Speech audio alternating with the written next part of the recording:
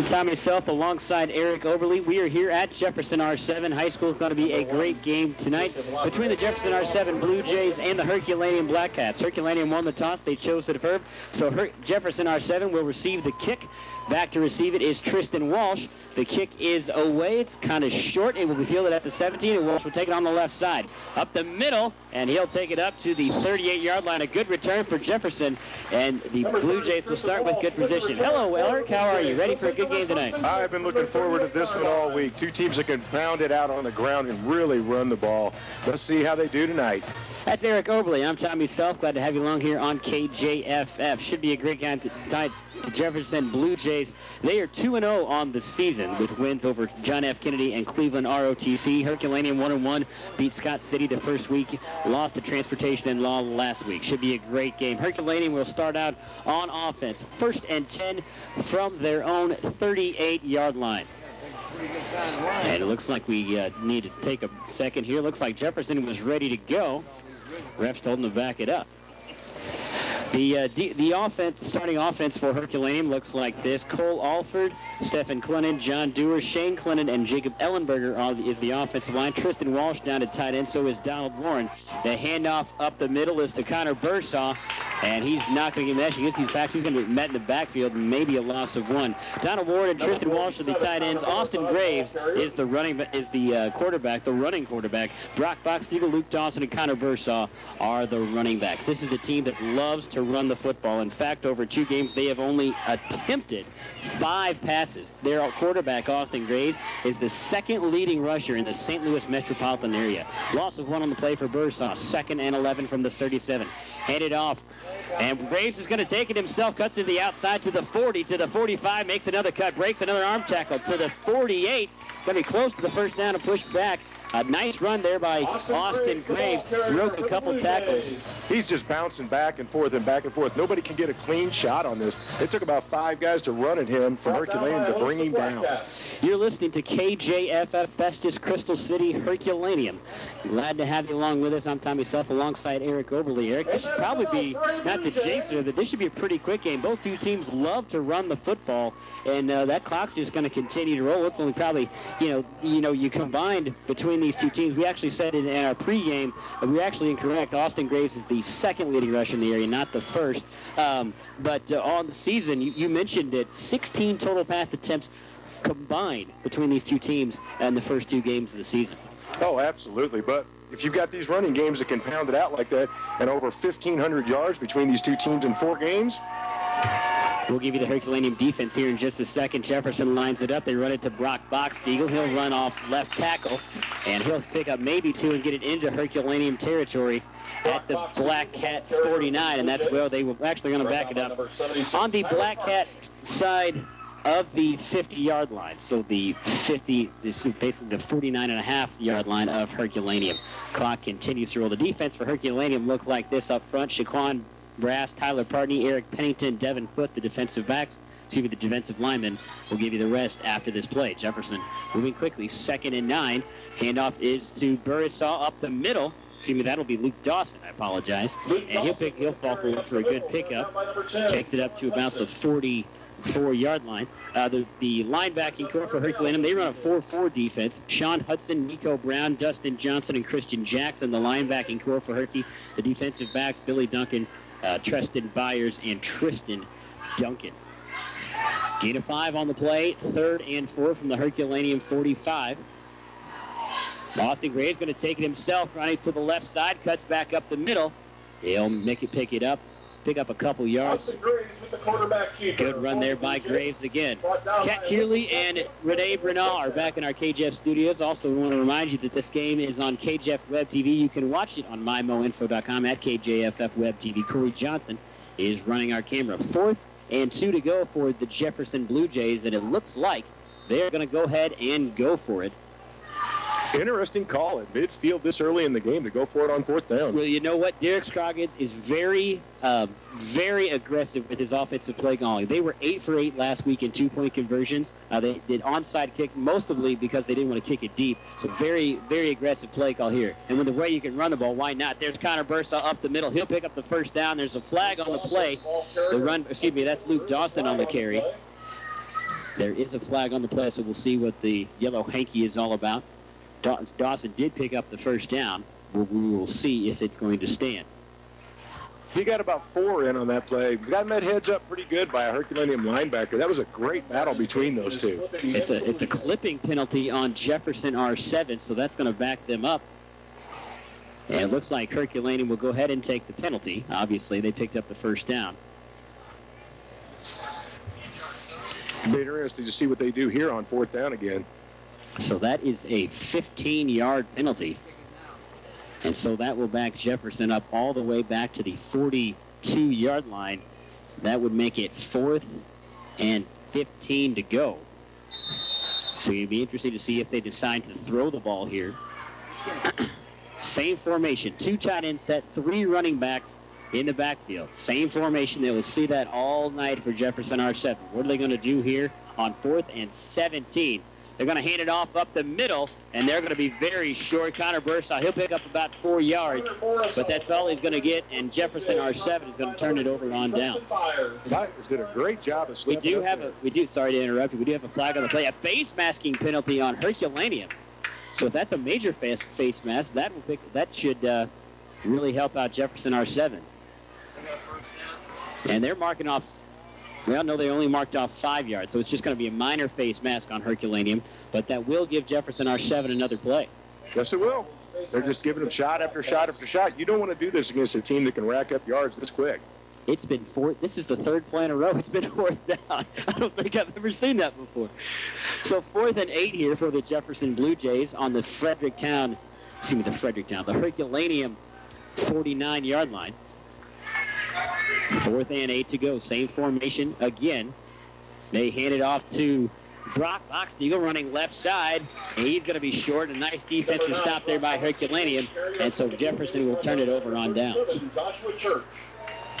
Jefferson R-7 Blue Jays. They're in all blue uniforms, white numbers, and white helmets with a blue J on the side. Herculaneum in black pants, white jersey tops, red numbers, black helmets with the red Blackcat on the side of the helmet. So Herculaneum will get the ball on down, and they will start at their own 46-yard line, 1st and 10. And now we'll get a chance to maybe see Dustin Johnson, one of the best running backs in the area last season. 2 receivers out wide for Herculaneum. We'll give you the starting lineups for their offense here in a second. The handoff is to Johnson. He'll run a right side. He'll pick up about 3 on the play. Here's the Herculaneum offense. The offensive line is Eric Pennington, Ian Phillips, Garrett Cosma, Devin Foote, and Tyler Partney. The quarterback is Jake Labriere. The running backs are Billy Duncan and Dustin Johnson. They start off with the tight end, Sean Hudson, and wide receivers Tristan Duncan and Shaquan Brass are the wide receivers.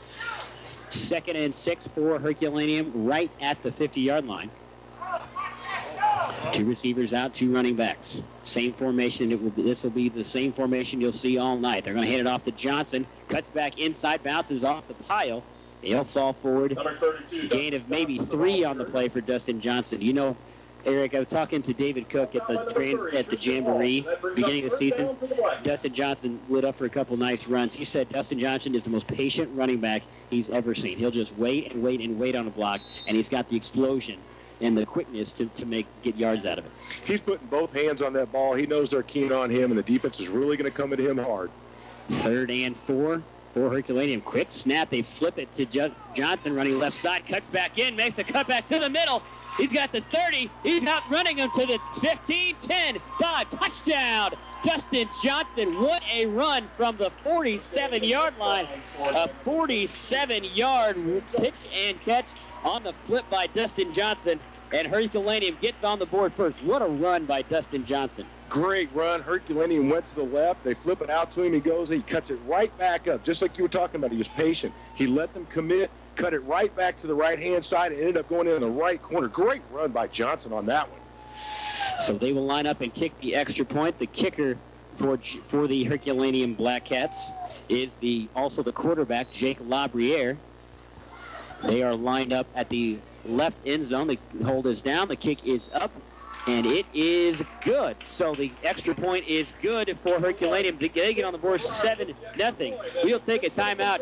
Herculaneum leads at 7-0. 6:33 left to go in the first quarter. You're listening to KJF football on KJFF and KJF Web TV.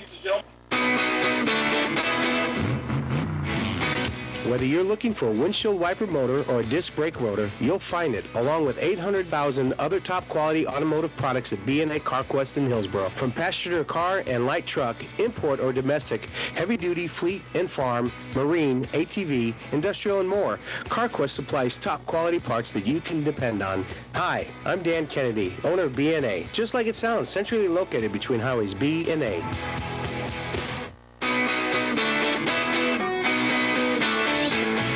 We take pride in our hometown service, along with a selection that is second to none. Stop in the store or give us a call at 636-794-0900. That's 636-794-0900. Or shop 24/7 at CarQuest.com. We're always there to serve you.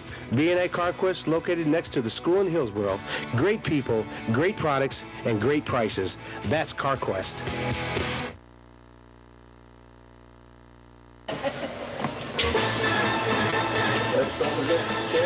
We're back here at Jefferson R-7 High School. I'm Tommy Self alongside Eric Overly. What a run by Dustin Johnson, a 47-yarder for the touchdown, and puts the Blackcats on top first, 7-0, with 6:33 remaining in the first quarter. And that was a run. That was very. This is the first time I've gotten a chance to see Dustin Johnson in game action, Eric, and that is exactly what I've heard.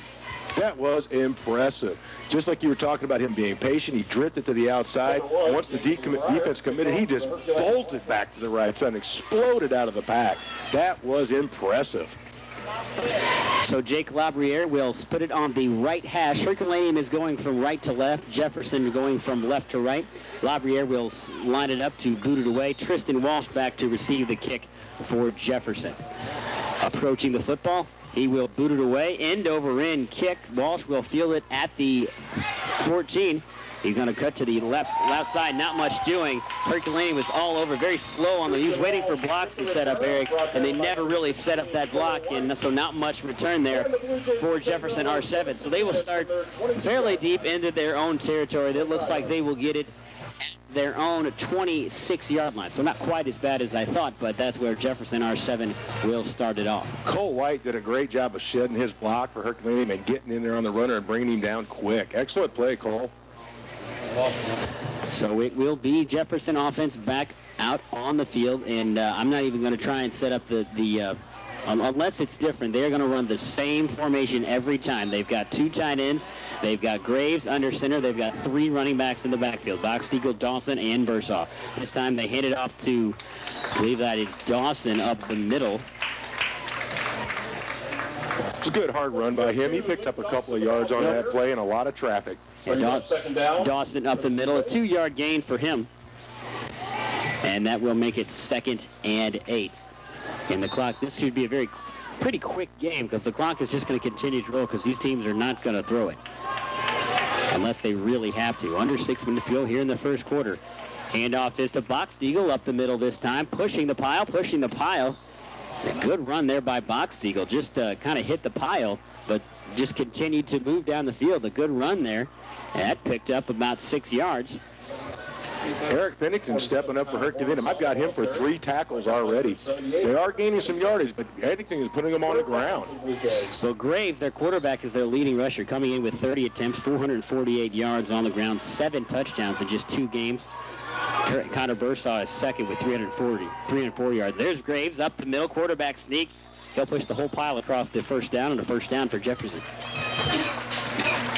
That was a great job by the R-7 offensive line by getting that push and pushing everybody back and giving Austin the room to do that. Excellent job by the lineman there. The big guy's doing the work. So it will be first down for Jefferson R-7. Another run up the middle. That's not even a run. That's basically just a push by the quarterback, Austin Graves. But the line did the dirty work and got it there. 1st and 10 from the 40 to the 38. Oh, my goodness. Boxteagle runs into a player. Who is that on defense? I think that's Nico Brown, the linebacker for Herculaneum. They met, and Boxteagle just stopped. Good tackle by Brown to get through the line of scrimmage. Nico Brown showing you why he's the leader tackler on the Herculaneum defensive side of the ball. That was textbook on how you do it. Came into the game with 12 tackles on the season. That makes it 2nd and 10. They give back to the line of scrimmage. 4:40 remaining in the first quarter. Graves fakes two handoffs, going to put it on his hip pocket and throw it deep. He's going to look out for Donald Warren, but it's too deep, and that will fall incomplete. Warren was open, but just overthrew it. That was interesting. R-7 going to the pass. They tried to catch Herculaneum sleeping on that play. They almost did. That was a double play action pass. I don't know if I've ever seen that, to fake the handoff twice, and Graves put it on the pit. That was a really good fake. Part of this misdirection, Graves is doing a great job of putting the ball in and making it look like the runner's taking off with it. He's doing an excellent job of hiding that football. 4:32 stops the clock on the incompletion. 3rd and 10. Graves will hand it off. Now he's going to take it himself around the outside. Cuts to the outside. He'll pick up the first down and more to the 40, to the 30 down the line. He will be brought down by Billy Duncan, in the defensive back. A big carry for Graves. Counted up from the 40 down to the, let's see where they place the football. Looks like they're going to place it at the 26-yard line. So big run there by Austin Graves. Remember, Austin Graves, the quarterback, he's just a sophomore. That was a great run by him. He did a lot of work in a very tight space up against that line to avoid a couple of attackers and get around him and really extend that play. How many yards did he pick up on that one, Tommy? Well, from the 26 to about the 40, so that would be 24, that'd be 44 yards on the play. Hand it off up the middle. This is Bursaw bursting through the hole. He's going to be close to the first down. Another nice run by Bursaw. He's there, and Jefferson R-7 moving the ball very well. R-7's offensive line is doing a great job of picking up the pace after that first drive. The second drive looks much better. 4 minutes remaining in the first quarter. 2nd and 2 for the Jefferson Blue Jays. Ball is at the 19-yard line. They hand it off up the middle to Dawson. Nice run, cut back up the middle.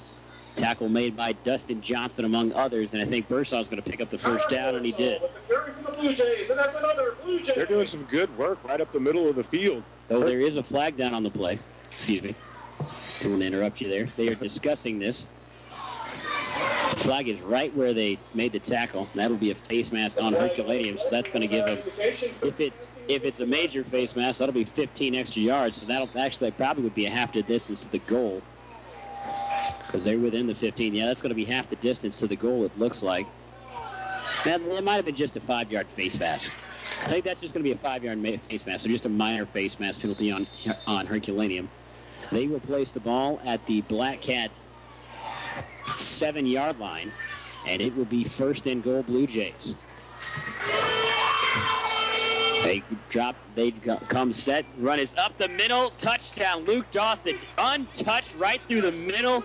Couldn't figure out who had the ball for Jefferson. Did Herculaneum, and Luke Dawson runs right in the middle. An easy touchdown for Jefferson R-7. They moved the ball well, another touchdown, and they've got a chance. They're going to go for 2 here. They were 8 for 8 last year in 2-point conversions, so they will go ahead and try and just take the lead. I'll tell you what, with the way they run the ball, you might as well, Eric. Why not? Luke, they just lost Luke in that play right there. It's almost like they didn't expect him to hand him the ball twice. Dawson's in the middle. Bursaw's to the left. Box Eagle is to the right. They hand it off to Bursaw up the middle. He is met. I think they're going to stuff him up. Still moving. I'm a little surprised they didn't blow that dead. Are they really going to give that to him? Wow. They ruled him good in.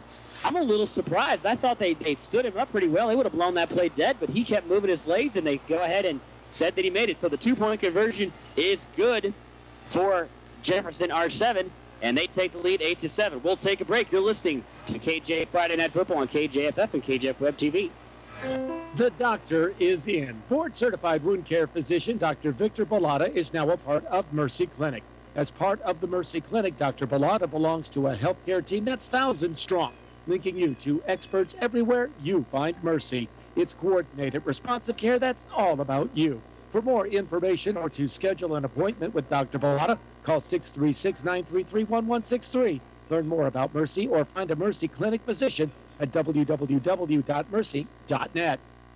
Hi, this is David McFarland. At McFarland Travel, we are a full-service travel agency specializing in one-on-one service. We discuss your needs and desires, do our research, and provide you with options, all within parameters that you have set. When you book online, you do all the work and then give your hard-earned money to someone you will never meet and without fully knowing what your options are. Shop locally and book safely with McFarland Travel at 206 Main Street in Festus, or call us at 937-5679 or toll-free 888-440-5679.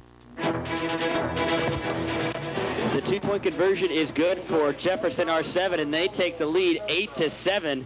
And they showed why they are one of the best running teams. Everybody got in on that play. A little surprised that they didn't blow that play dead. Kind of a delayed call by the referee, but they ruled the two-point conversion is good, and Jefferson R-7 leads at 8-7. 3:29 remaining in the first quarter. Luke Dawson to kick it away. It will be fielded short by Treston Byers. He will take it up the middle. He's going to be brought down. A nice job by, I think that was Trevor Rives. Now we get a late flag, a little pushing and shoving at the end of the play. We're going to get a late flag.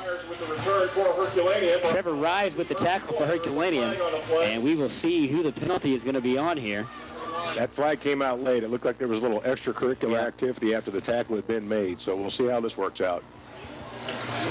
Yeah, there definitely was some pushing and shoving after that play. Dead ball foul, personal foul, Jefferson R-7. So that's going to be a 15-yard penalty added on. So the return was to the Herculaneum 36.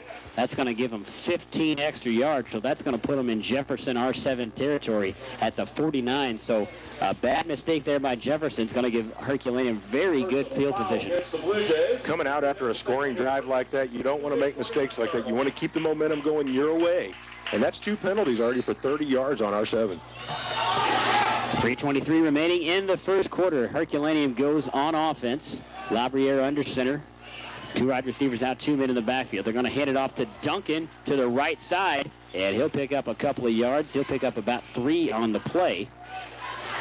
We get a score update. 7:41 left in the first quarter. The Festus Tigers are up 7-0. So Festus leads 7-0. 7:41 remaining in the first quarter. That was Luke Dawson on the tackle. This young man stepping it up on both sides of the ball, and that was a very good stop. Yeah, both teams, these are small schools, Class 2 schools, so they both have a couple players that play both ways. Luke Dawson does. Tristan Walsh does as well. A gain of 2 on the play, 2nd and 8 Blackcats. Send a man in motion. That's Tristan Byers. He's going to shift back to the right side. Labriere takes his handoff. He'll have it to Johnson, and he is met immediately and brought down. A good tackle made by number 7. Stephen English was right there. Good job bringing the big man down on that one. He just didn't get hit in any space whatsoever to get going on that play. Great defensive play there. Gain of 1 on the play, and that'll bring up 3rd and 7 for the Blackcats. No doubt that R-7 is keying on Destin Johnson. They know he's their offense. 2 minutes remaining and counting here in the first quarter. Same formation again for Herculaneum. Labriere takes the handoff. They're going to hand it off to number 37 for Herculaneum. That's Joshua Church. He's going to be met immediately and pushed back. Excuse me, that was Dustin Johnson. I apologize. I thought I saw the number wrong. So maybe a loss of a half a yard for Herculaneum, and that will bring up 4th and 7. And they're going to go ahead and bring out the punt team. There's Austin Graves stepping up on the defensive side of the ball, too. Coaches love to get their best athletes on the field as much as they possibly can, and you're seeing it tonight. You're getting contributions offensively and defensively from really good high school football players. I asked Derek Scroggins, head coach of Jefferson R-7, who's your punt returner? He says, we don't have one. We just play defense. So they don't even have a punt returner out there. The punt is away for Herculaneum. That's Tyler Reed, and that's going to bounce at the 28-yard line, take a good Herky bounce, and that will roll down to the 21-yard line, and that is where we will start it. 1st and 10 Herculaneum Blackcats. And a good defensively stopped by Jefferson after giving up really good field position. They really stood him up there. Herculaneum, when they get that 15-yard penalty, they really need to capitalize on that and hold on to the ball and give their defense a rest. Keep the ball moving just like they're used to doing. That's 2 very unusual plays. He goes for it on 4th down, and they don't have a punt returner. Yeah, he just says that's how they do it. I says, who's your punt returner? He says, we don't have one. We just play defense. Interesting, yeah. Well, going for it on fourth down, that just shows confidence in your defense. 68 seconds remaining in the first quarter. Handoff is to Box Eagle running the left side, and he'll pick up a couple. Tried to cut it outside. Shaquan Grass did a good job on that one. The defensive end for Herculaneum. Although the running back did get the advantage, we talked about that last week. Keeping those feet moving, keeping that momentum going, and not going backwards. You've got to keep going forward. You pick up that 1 or 2. Clock continues to roll, 40 seconds and counting here in the first quarter. Under center, 2nd and 8. Handoff is to Box Eagle again. No, that's Graves around the outside. Takes a block to the 30, cuts it back inside to the 35. Brought down from behind, still trying to go. It's going to take 3 Blackcats to bring him down. That's Christian Jackson, Sean Hudson in on that tackle. Good run by Graves. He is side to side. This kid does a phenomenal job of keeping that ball moving and moving down the field. I can see why people are impressed in the kind of yardage he's put up. They did push him out of bounds, I think. Oh, no, they didn't. So the clock will stop briefly for the first down. They'll wind it. So it will start back up here. 14 seconds and counting remaining in the first quarter. 8-7 the lead for Jefferson. Under center is Graves. They hand it off to Birdsall. No, excuse me, that was Dawson, I think. Boy, they have such good misdirection. It's very hard to pick up who takes the ball. So he'll get close to the first down, and the first quarter siren will sound, and that will do it for the first quarter. 8-7 is the lead for the Jefferson Blue Jays, and they are driving. We will take a break and come back with the second quarter. You're listening to high school football on KJFF and KJF Web TV. I'm Dan. And I'm Clay for Missouri Farm Bureau Insurance. When you call them, you will talk to a real person. That's right, Dan. You don't talk to an answering machine with them. And you never have to press 1 for more options. When I call my dry cleaner, I always have to press pants. Well, you don't have to press anything when you call Missouri Farm Bureau Insurance because you talk to a real local person. Do they do shirts? For auto, home, life, or health, call me, Farm Bureau Agent Joe Reed in Festus, or stop by my office on Highway 61, just across from Mercy Hospital, Jefferson. The Medicine Shop, with locations in Festus and Peebly, is committed to providing the residents of Jefferson County with much more than just prescription refills, like free local delivery, automatic refills, and reminders, diabetic and medical equipment, and the personal service that you deserve, just to name a few. That's the Medicine Shop Pharmacies, across from the post office in Festus and on Commercial Boulevard in Peebly, caring beyond prescription.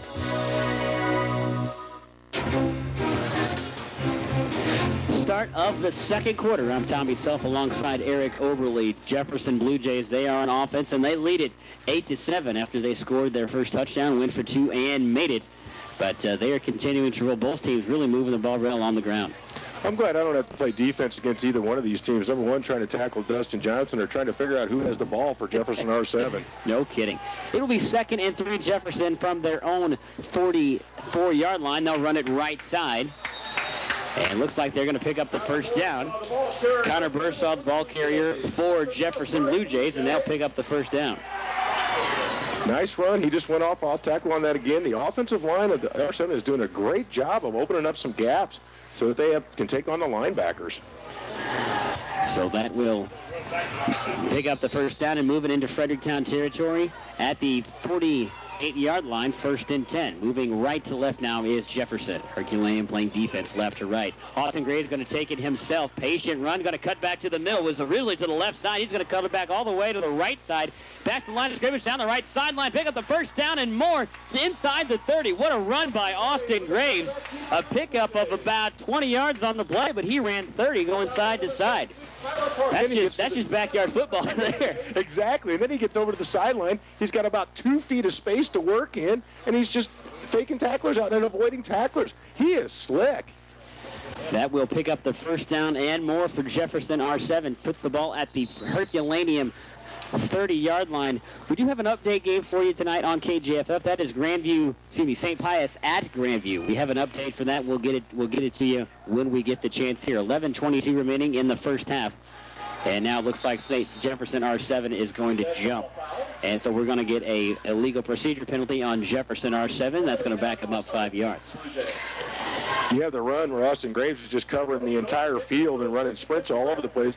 That'll give a coach gray hair real quick, and then you have a penalty right after what he ends up being a 20-yard run.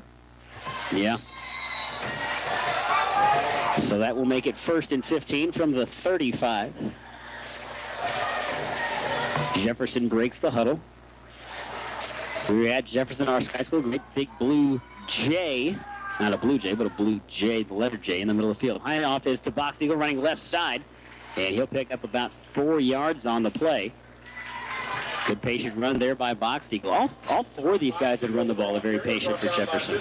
If you watch, they all carry the ball exactly the same way, and they carry out their fakes. They've got both arms up to hide the football and protect the football. The guys that are carrying out the fakes are doing the exact same thing. I guarantee you I'd be taking some Advil or something at halftime if I was playing defense against these guys. That's a 4-yard pickup for Brock Box Eagle, and it will be 2nd and 11 from the 31. 10:26 and counting, 8-7 the lead for Jefferson. Left here in the first half. Handoff is to Dawson up the middle, breaks through the hole to the 10. 5 touchdown. Luke Dawson takes it into the end zone from 31 out.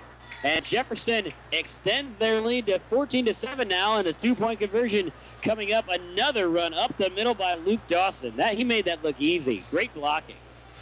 Excellent blocking. And Luke Dawson, they seem to be missing him for some reason defensively. This misdirection or these multiple fake handoffs or something. Luke is slipping away, and he just took off like a bolt on that one. That's 2 for Luke Dawson. So Jefferson R-7 will go for 2 like they do most of the time. Same formation. They hand it off to Bursaw. He's going to be stuffed. And so Jefferson R-7 won't, that was to Brock Box Eagle. So they won't pick up the 2-point conversion, but they will remain 14-7. We have an update from Steubenville and out at the Grandview game, and we'll also take a break. You're listening to 1400 KJFF and KJF Web TV. An update from Grandview is the St. Pius and Grandview tonight, updated on KJFF, brought to you by Farm Bureau agent Joe Reed and Festus and Hopkins Carpet of Festus. It is 3-0, St. Pius on top. Grandview couldn't do anything with their first possession, punted the ball away. Hennessy had a 20-yard run close to the end zone. Grandview was able to stop them, but St. Pius got away with 3 points with a field goal. With 7:20 to play in the first quarter, I'm Stuart McMillan. It is 3-0, St. Pius on top of Grandview in the black and blue game. Updated right here on KJFF and Regional Radio.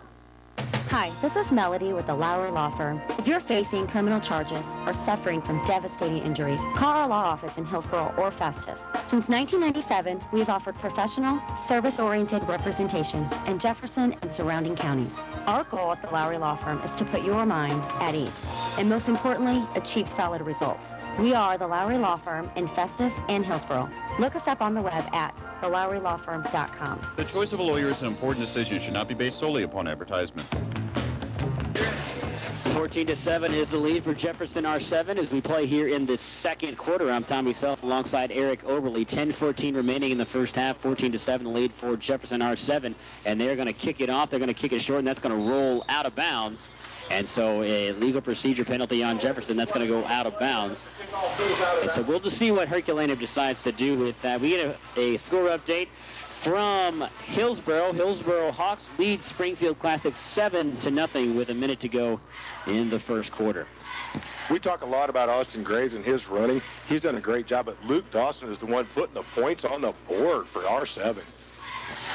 Yeah, I think you mentioned it, that they're just not accounting for him. You're absolutely right, because that's 2, maybe 3 runs now that he's just gone right up the middle untouched. Absolutely. The whole defense looked like they were looking for Austin Graves on that play going to the right side. And Luke Dawson just exploded on the left side in the end zone before they knew it hit him. So the illegal procedure penalty on Jefferson R-7, the kickoff goes out of bounds, so Herculaneum will take the ball at their own 35-yard line. It seemed to have a little bit of confusion as to which ball we're supposed to be using. Yeah, they can't remember if we got the Herky ball or the Jefferson ball. Find one that doesn't have a K on it for a kicking ball. 10-14 remaining in the first half. 14-7 is the lead for the Jefferson R-7 Blue Jays. Herculaneum with the ball right now at their own 35-yard line. Labriere pitches it to Johnson, running on the left side, cuts back to the 34, and he'll be brought down. Another good run by Johnson on the play. Good hard run. They got two tacklers on him that time. They seem to be trying to put two people on Dustin all the time. They are keying on him very heavily. A gain of 4 on the play. A 4-yard pickup for Justin Johnson takes it to the 34. 2nd and 6. Jefferson R-7 in all blue jerseys, white helmets with a blue letter J on the front. On the side, excuse me, the blue letter J right on the 50-yard line. Great field. The turf field here at Jefferson. Labriere going back. Looks like he's going to throw it rolling to his left. The left-handed quarterback, and he's going to throw it. That might have got a piece on it. I think we did.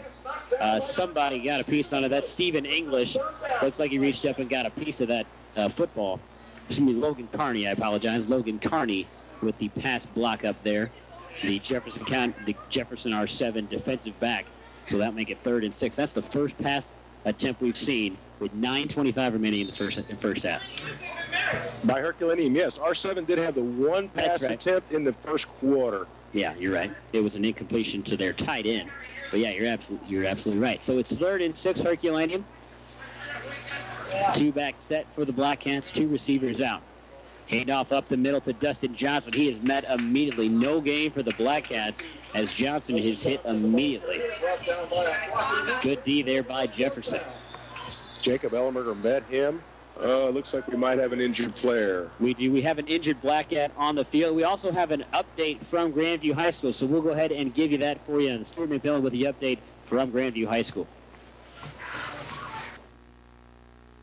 We're updating from St. Pius and Grandview tonight for the Black and Blue Bash here on KJFF and Regional Radio, brought to you by Farm Bureau agent Joe Reed in Festus and Hopkins Carpet of Festus as well. St. Pius has scored again, all on the back of Chris Filer. 27-yard run was the setup, and then a 3-yard run by Trey Kotinger, 32 for St. Pius. They started on their own 29 on that drive.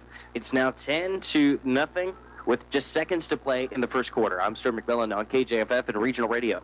The doctor is in.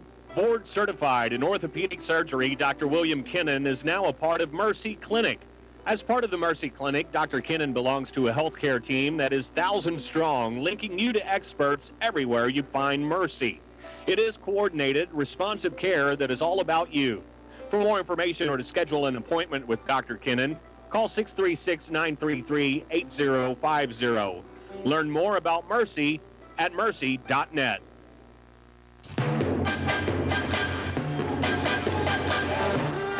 The injured Blackcat on the field was Billy Duncan, and he limped off the field. And so he is on the sideline. The punt team is out for Herculaneum. It is 4th and 6 Herculaneum from their own 39-yard line, and they will send the punt team out. Their punter is Tyler Reed. Nobody back to receive it for Jefferson, as they always do.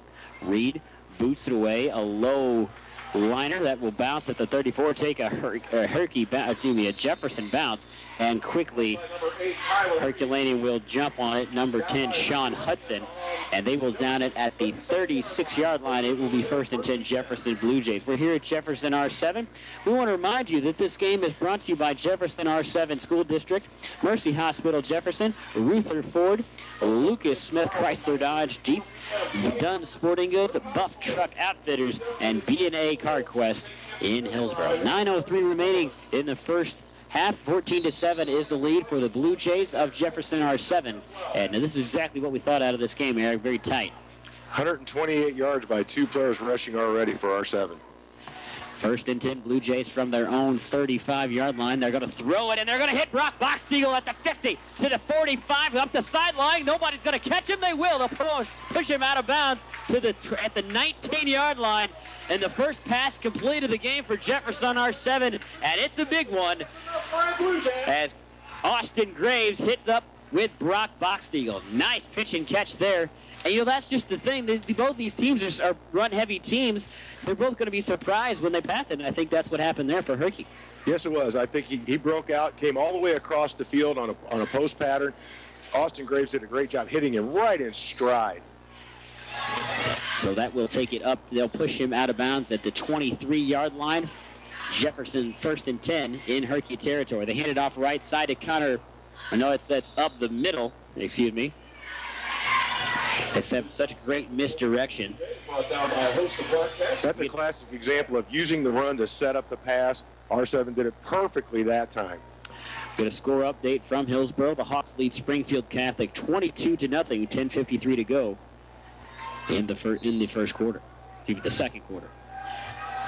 14-7 is the lead here for Jefferson R-7, 8:13 and counting remaining in the first half. They hand it off. Austin Graves is going to take it himself, running left side. Bounces off tackler, gets a block, get a flag, cuts back to the inside 5, touchdown, another run for Austin Graves. We do have a flag on the play, so we will see if this one is going to stand. That's most likely a holding call for Jefferson, and I would bet that this one will come back. I'll tell you what, it was a good run by Austin Graves, good blocking, cut back, broke a tackle, but could be because of a holding call. Definitely, Austin Graves is very impressive. He can get out there, he runs at about half speed looking for the gap. People take a dive, and he can stop on a dime and then just pick his pace right back up, in and out, left and right. He is impressive running the football. And so it will be a holding call, 10 yards from the spot of the foul. So they will mark this one off and knock Jefferson R-7 back to their 28-yard line. So that will bring up second and 15 to go for the Blue Jays. So negate the good running play by Austin Graves. Graves under center again. Gonna hand it off up the middle. Fights for a couple yards. That's Luke Dawson. And he'll pick up a couple, maybe 2 on the play. And that'll bring up third down. Defensive line won the battle that time for Herculaneum. 3 players met him right there at the line of scrimmage. He got about a yard or 2, and that's all. 2 yards on the play. 3rd and 13 to go for Jefferson R-7 at the Herculaneum 27-yard line. 14-7 is the lead for the Blue Jays on top of the Blackcats here with 7:25 and counting in the first half. Graves under center, same formation, 3 men in the backfield.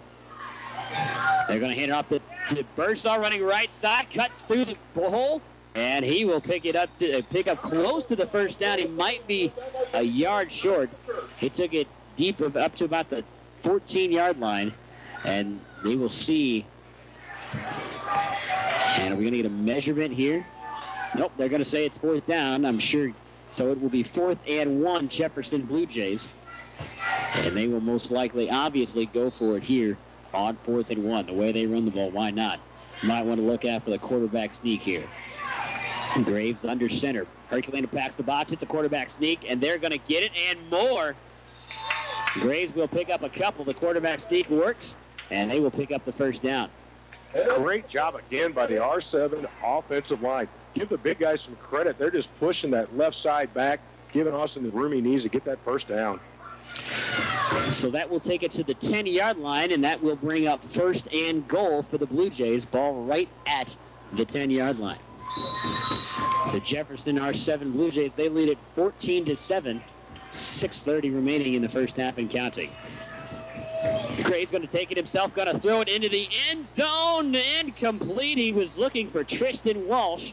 The tight end was open in the corner, made a dive for it just out of his reach, and that will be incomplete. The 3rd pass play attempt of the day for Jefferson R-7. They're 1 for 3. Once again, he broke loose, came all the way from the opposite side of the field on a crossing route. He had room. This run first and then set up the pass is working very well so far for R-7. So that'll bring up 2nd and goal. Actually, they're going to say they put the sticks back out, so it is 2nd and 10 for the Blue Jays. They've got the sticks up there, so it was just on the outside of the 10-yard line. Run up the middle by Dawson. He is into the end zone. Touchdown. There is a flag on the play, so we'll see if this will stand. But Dawson once again up the middle, and I think they're going to call this on Jefferson R-7. Luke Dawson has found a home to run through on that left side of that line.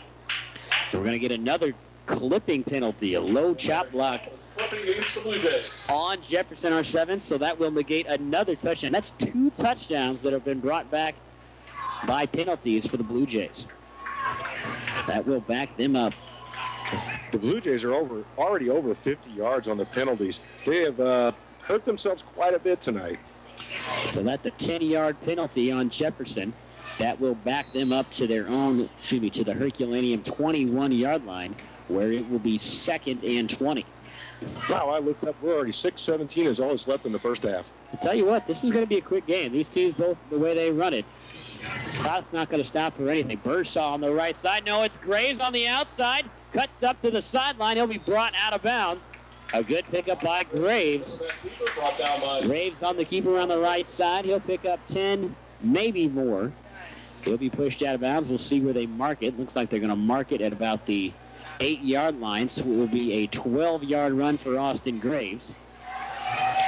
Luckily for Herculaneum, Tristan Byers didn't bite on the fake and got out there and probably saved a touchdown right there for the Blackcats. Down for the Blue Jays. That'll bring up 3rd down and 7 to go for Jefferson. From the right hash. Handed off to the right side into the end zone. Touchdown. Connor Bursaw took it around the outside. Great play fake by Jefferson. And Bursaw takes it around the corner on the outside, and he walks into the end zone. Another score for Jefferson R-7. They go up 20-7. Connor Bursaw threw a fake to the inside against the defender trying to bring him down and then bounced it back out. It was just a nice shoulder fake, but it was enough that all the defender could do is throw a hand out, and Connor just ran right through it into the end zone. That was a beautiful running play by Connor. So Jefferson R-7 will go for 2 again. 20-7 is the score right now. They hand it off to Dawson up the middle, dives in, touch. 2-point conversion is good. Another 2-point conversion converted by Jefferson R-7.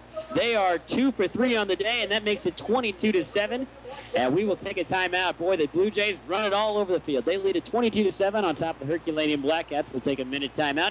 You're listening to KJFF and KJF Web TV. Hi, I'm John Poppel with Twin City Toyota. In August, Toyota had its biggest month in 5 years and is the top retail brand for the 6th straight month. Leading the pack is the #1 selling car made in America, the Toyota Camry. Great new styling inside and out on the new 2014 Corolla and compact SUV RAV4 blow away the competition. Come in today to see why these new models are flying off dealer lots. That's Twin City Toyota in Herculaneum or twincitytoyota.com. Roberts, Wooten, and Zimmer of Hillsboro is your regional law firm, offering help with many diverse areas of the law. Roberts, Wooten, and Zimmer is a full-service law firm and practice with expert, experienced lawyers. When legal representation is a must, you need a law firm that you can trust. So turn to the professionals at Roberts, Wooten, and Zimmer on Highway 21 in Hillsboro. Call 636-797-2693. For more information, log on to robertswootenzimmer.com.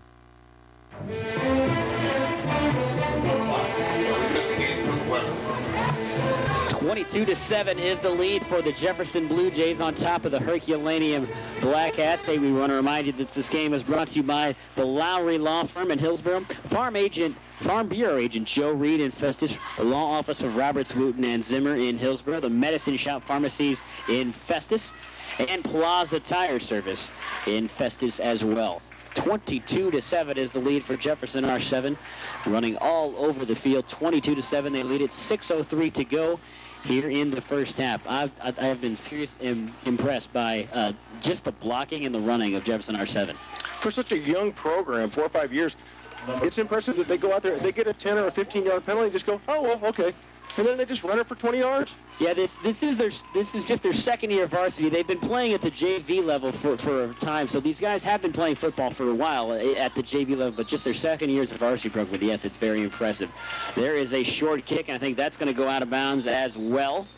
And so Herculaneum will get the ball at the 35-yard line, and the Blackcats will take the ball here. What do the Blackcats need to do here, Eric, to get back into this game down 22-7? I'm sure the coach is looking at them. They'll probably go back to Dustin Johnson, maybe make a few changes on their blocking scheme or a few different plays here or there.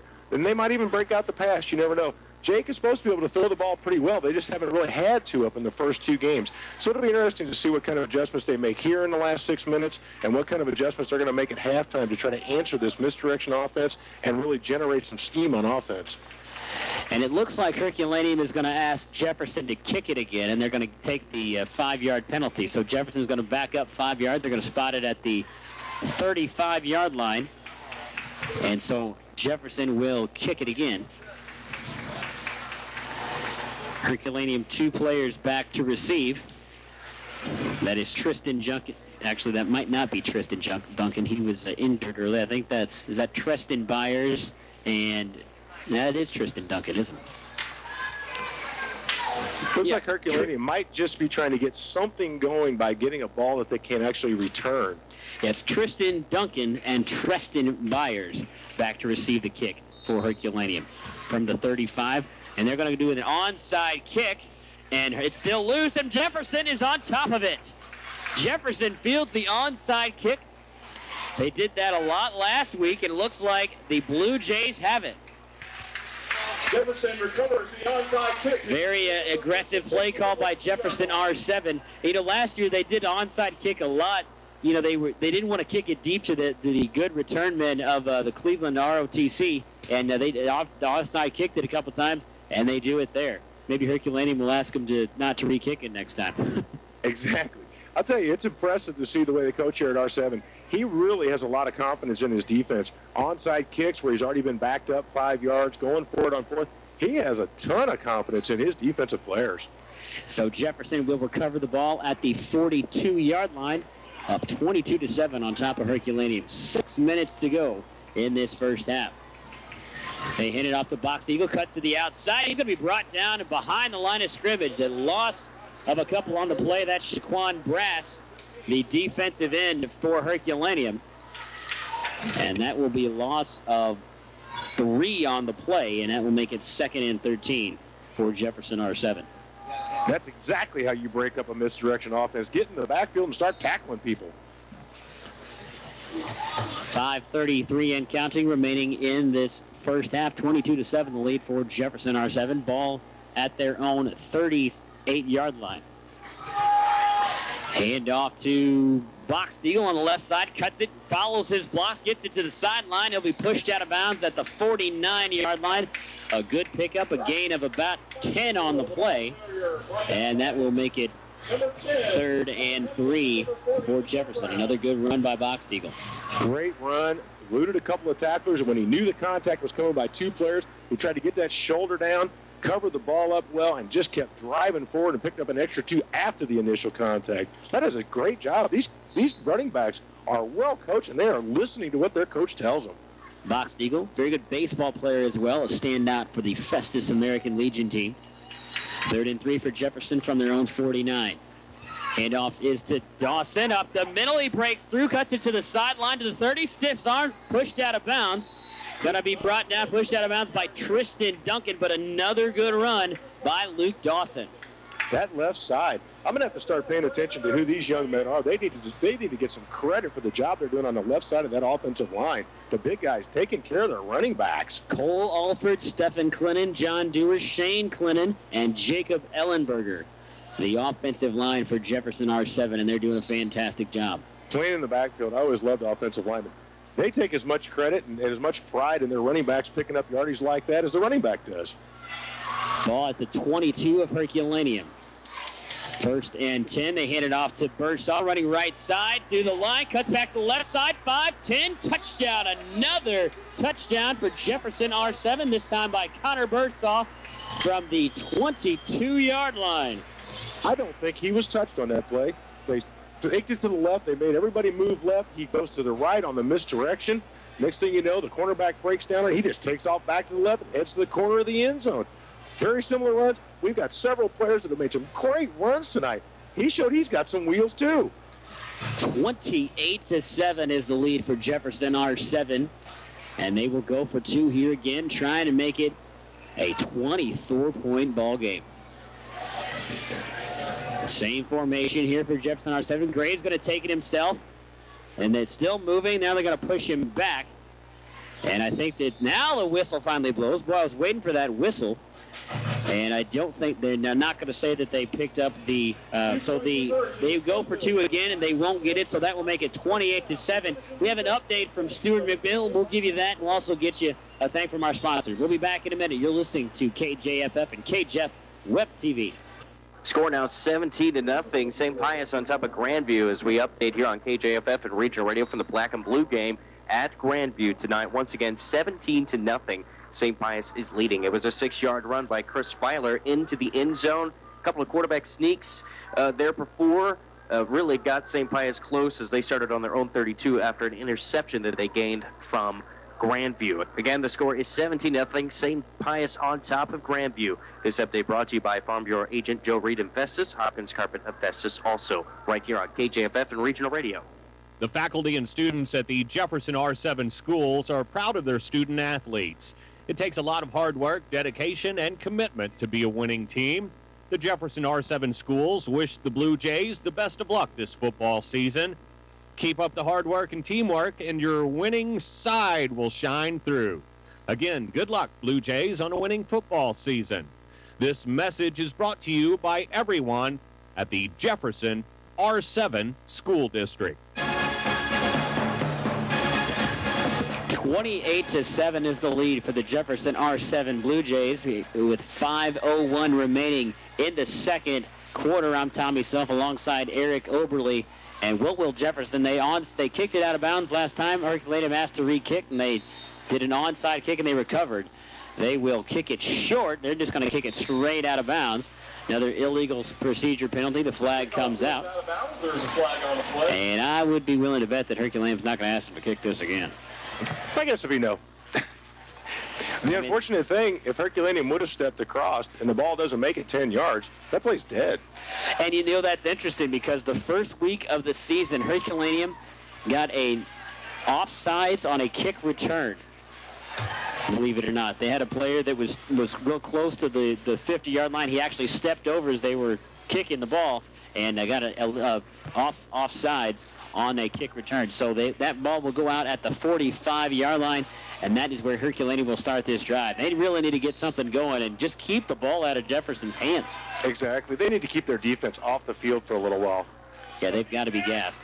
Labriere dropping back to pass.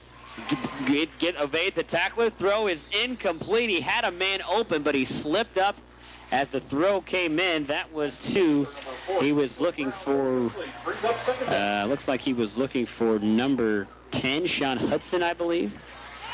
It's a good job by Jake to avoid that rush. If I'm not mistaken, Lee Murphy Wolf came through for R7 and really put some pressure on him and didn't let him set his feet where he wanted to from the pocket. He made him move to the left side. I want to mention again, Labriere, a left-handed quarterback, so a little bit different look. They flip it to Johnson, running left side, cuts up the middle, and he's going to be brought down. He'll pick up of about 3 on the play. Johnson just kind of doing a little bit of dancing. Cut here, cut there, and he'll pick up about 3 on the play, and that'll make it 3rd and 7 to go. They are definitely keen on it. 3 players got to Dustin Johnson after about a 1-yard gain. Dustin kept it moving forward for a couple of extra yards, but they are really watching Dustin Johnson. And, you know, I'm a little surprised that Herculaneum threw on first down because now, with a not great run, that makes it 3rd and long with 3rd and 7.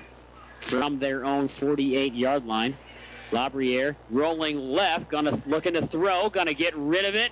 And on the sideline, is it complete? How will they rule it? Still no rule. They're going to say he caught it. What a catch. Number 10, Sean Hudson with the catch on the far sideline. And a first down for Herculaneum through the air. And now we're seeing maybe they realize they need to hurry up a little bit, and they're keying in on Dustin Johnson. They're going to the air. That's 2 out of 3 pass plays by the Blackcats. Maybe that's the way Herculaneum is going to get back in this game. Pick their pace up a little bit, try to change the tempo. So 1st and 10 from the Jefferson R-7 39. Labriere going to throw it again. Off of his hands, incomplete. He had Hudson wide open. But actually, excuse me, that wasn't Hudson. That was Nico Brown. Nico Brown incomplete, bounced off his hands. Did have a guy pretty on his back a little bit. No pass interference call. But that will bring up 2nd and 10. A little surprised to see the pass on first down. Yeah, I can understand going back to the pass, but you think you'd want to. But they know that they've actually gone to a one-back set here. They've got 2 receivers to the right, 1 to the left. They flip to Johnson, running right side, still waiting, looking for that hole to open up. Jefferson swarming, still picks up a couple, dives forward, and he'll pick up maybe 2 on the play, and that'll bring up another 3rd and long. We'll give a half tackle to about 7 players on the Blue Jays side of the ball on that one. They did a good job of stringing Dustin Johnson out, forcing him to the sideline and not giving him any room to get through his shoulders turn and get headed upfield. Gain of 1 on the play, 3rd and 9. With 3:32 and counting here in the first half. Now look at this. Twins right, twins left. Johnson the lone back in the backfield. Labriere under center, going to hand it off up the middle with room to run to the 35. Cuts back in up to the 26. A good run there by Dustin Johnson. Picks up the first down. And you wonder, they're just trying to spread the defense, it looks like, Eric. 4 wide receivers out trying to spread the defense and open up those holes for Johnson. Exactly. It looks like maybe they tried to catch R-7 off kilter a little bit by throwing on first down. Tried a little bit of their own medicine back on them. It didn't work out, but they kept throwing. It looks like Herculaneum's going to go to, let's use the pass to set up our run now instead of the reverse of what we've seen from these teams in the past. Moving it well here. 3 minutes and counting here in the first half. Same set. Twins right, twins left. Johnson alone in the backfield. Hand it off up the middle again. Cuts, invades the tackle up the middle. Another good run by Johnson. Going to be short of the first down. Got an 8-yard pickup on the play. He avoided about 4 tacklers just by changing direction. Very smooth on his run. Just looking for those gaps. Did a great job to pick up 8 yards on that. Good job, Dustin. We get a timeout called by Herculaneum, and we will take the timeout as well. You're listening to KJFF, and KJF Web TV will be back in a moment. Be sure to next visit there at halftime. Get 100% off the joining fee, up to an $80 savings now through September 30th at your Jefferson County Family YMCA. With a Y membership, you get unlimited use of the facility, free fitness classes, free child watch while you work out, free parent-infant swim lessons, and the lowest cost for youth and adult swimming lessons, water exercise, youth sports, and before and after school child care. Stop by the Y for a tour and get in shape before the holidays. That's your Jefferson County Family YMCA.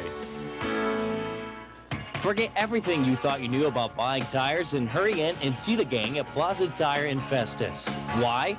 Because Plaza Tire customers enjoy Plaza Tire's lowest price pledge. Plaza Tire service will match or beat any competitor's total tire purchase on any comparable tire. Plus tires anytime with hundreds of tires in stock. No appointment necessary on tire installations. That's Plaza Tire, the quick change artist located at 301 Festus Center Drive in Festus. 28-7 is the lead for Jefferson R-7, but Herculaneum trying to cut that. Looking at it, 2nd and 1. Labriere going to take it himself up the middle. He'll pick up the first down easy. A little quarterback sneak there by Herculaneum. I like the play call by the Blackcats. Just kind of surprised Jefferson a little bit, and Labriere. He's a big kid, big strong body by Labriere. Not real, big solid build, and that's something that they can work really well. It's paying off well for him, and Herculaneum did what R-7 did. They did a great job of getting the push by the offensive line, and he just rode his big guys right behind there and got up for that first down. Clock continues to roll. 2:35 and counting left here in the first half. Ball is at the 12-yard line of Jefferson. Now Herculaneum, 3 twins to the left, 1 receiver to the right, 2 men in the backfield. They hand it off up the middle into the end zone. Touchdown by number 40, Nico Brown takes it into the end zone from 12 yards out, and Herculaneum gets back on the board. That makes it 28-13, but a good job Herculaneum, just another score, and that adds to the to the score for Herculaneum. They will bring on the kickoff team. A good drive there by the Blackcats. Let him key on Dustin Johnson. Nico Brown showing he can do some damage too. Good job, Nico. Way to go. And I want to mention Billy Duncan was the other running back we expected to see in the backfield. He went off on an injury earlier, and I don't believe we have seen him since then. Kick is away, and it is up and good right down the middle. And so Herculaneum gets back on the board. Oh, we do have a flag on the play. We'll hold on a second. Looks like it's going to be roughing the kicker. So roughing the kicker, running into the kicker, so that will be assessed on the kickoff. We'll take a break. We'll be back in a minute. You're listening to KJFF and KJF Web TV.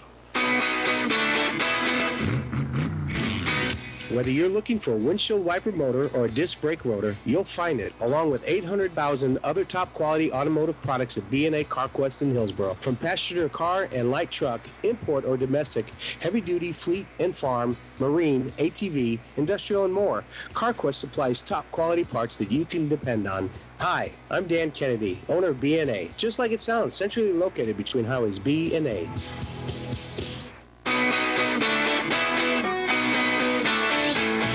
We take pride in our hometown service, along with a selection that is second to none. Stop in the store or give us a call at 636-794-0900. That's 636-794-0900. Or shop 24/7 at CarQuest.com. We're always there to serve you.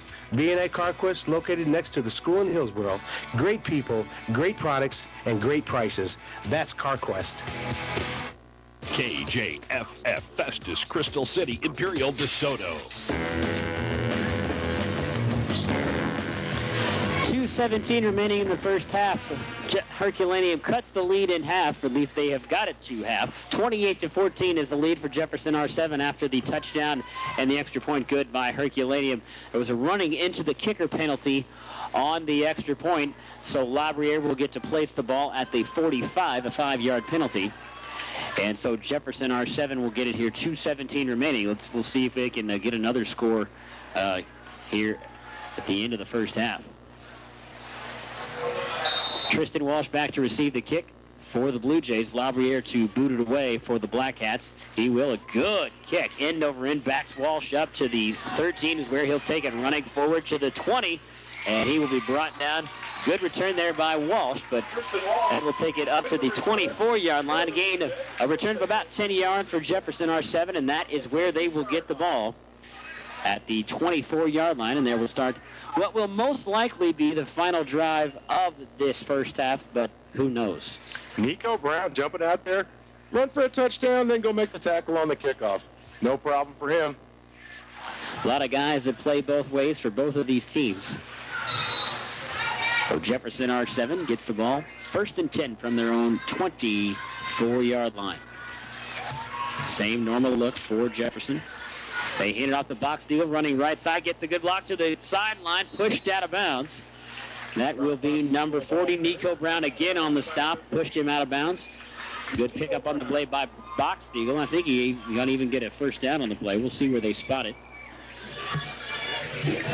Nico really seems to have stepped his game up. Herculaneum needed something, and Nico and Dustin Johnson are the ones that seem to say they're going to take this team on their shoulders, and they're going to give the Blue Jays a fight tonight. Get a score update for you. Hillsboro all over Springfield Catholic, 34-0. 7.9 seconds to go in the second quarter. 2nd and 1 here. Handoff is to Bursaw on the right side. Excuse me, that's Bursaw. Cuts it up to the 50 into Herculaneum territory. We get a late flag. That'll be a face mask penalty on Herculaneum. Another good run by Connor Bursaw. I'll let you count up how long a run that is, Eric. I got him for 22. 22, all right. Another good run by Connor Bursaw. And that takes it into Herculaneum territory. And I think we're going to have a face mask penalty. It will be on Herculaneum. So that's going to add another 15 yards on the play. If it's a major face mask, we'll see. 1, 2, 3, 4, 5. Nope, just a minor face mask. So that will be 1st and 10 in Jefferson from the 42-yard line of Herculaneum. That doesn't help. When Jefferson R-7 moving the ball as well as they do, can't give them 15-yard penalties if you're Herculaneum. Austin Graves going to keep it himself. Cuts it to the outside, gets around a tackler, stiffs arms another, and he'll be pushed out of bounds. About a 4-yard pickup there for Austin Graves. There's a lot of dancing out there, but very patient on the run. Another good patient run for Graves. He is incredibly elusive. Left, right, backfield. Drop back 3 yards, no sweat. Just run up there now, and I'll take 4 this time. A pickup of 4 on the play, and that makes it 2nd and 6, Jefferson. 1:47 to go. They did stop the clock by getting out of bounds, so Jefferson probably does have time to get a score here. Ball at the 38-yard line of Herculaneum. 28-14, the lead for Jefferson R-7. Graves going to take it himself, going to drop back the pass. Off of Boxdeagle's hands, had him wide open in the flat. Bias just a little out in front. And that'll bring up 3rd down and 6 for Jefferson. Austin Graves does not play this game like a sophomore in high school. He looks much more mature and very confident in what he's doing out there. This young man's really stepped. He's going to be interesting to watch this year and the next 2 years. Well, and he did play as a freshman last year. We talked to him at the beginning of the season. He goes, yeah, he was a little scared, but sophomore now, not as scared. Still, he's ready to go, and that first year is really giving him a lot of confidence. 3rd and 6 here, Jefferson. Herculaneum could use a stop. Handoff up the middle. Looks like they'll get it. They'll get the stop, will Herculaneum. Carry by Luke Dawson up the middle. He'll pick up maybe 2 yards on the play, but that's going to bring up 4th down. So Herculaneum's going to need another stop. What was I thinking they made this stop? We knew Jefferson R-7 is going to go for it again. So that'll bring up 4th and 3 for Jefferson from the 36-yard line of Herculaneum. I wonder if Coach Scroggins even has a punt team. Probably not. I'd love to see how far back they'd have to be. He did give me a punter. I said, who's your punter? He said it's Brock Boxteagle. But I'd like to know how far back they have to be to see it. It looks like they're going to call a timeout here, and they will. So Jefferson R-7 is going to let the play clock run down. 54 seconds remaining in the first half. 28-14 is the lead for Jefferson. We'll take a 30-second break. You're listening to 1400 KJFF and KJF Web TV. The month of September, Hopkins Carpet in Festus celebrates the 30 days of HGTV flooring. Every style, color, and texture, including wood and laminate, are on sale. Plus, every style qualifies for 18 months, no interest financing. When you want a quality floor that will last, choose HGTV Flooring and Hopkins Floor Company since 1963. We've got what you want, we've got what you need. Your satisfaction is guaranteed. Hopkins Carpet, Highway 67, south of Festus. We're back here at Jefferson R-7. Jefferson R-7 Blue Jays hosting the Herculaneum Blackcats. We want to remind you this game is brought to you by Plaza Tire Service in Festus, YMCA of Jefferson County in Festus, Twin City Toyota in Herculaneum, McFarland Travel in Festus, and Country in Festus as well. Well, Eric, 28-14, 54 seconds left to go. What do you think we're going to see out of Jefferson here in these last 54 seconds of this half? I would think they're probably going to take it all the way down.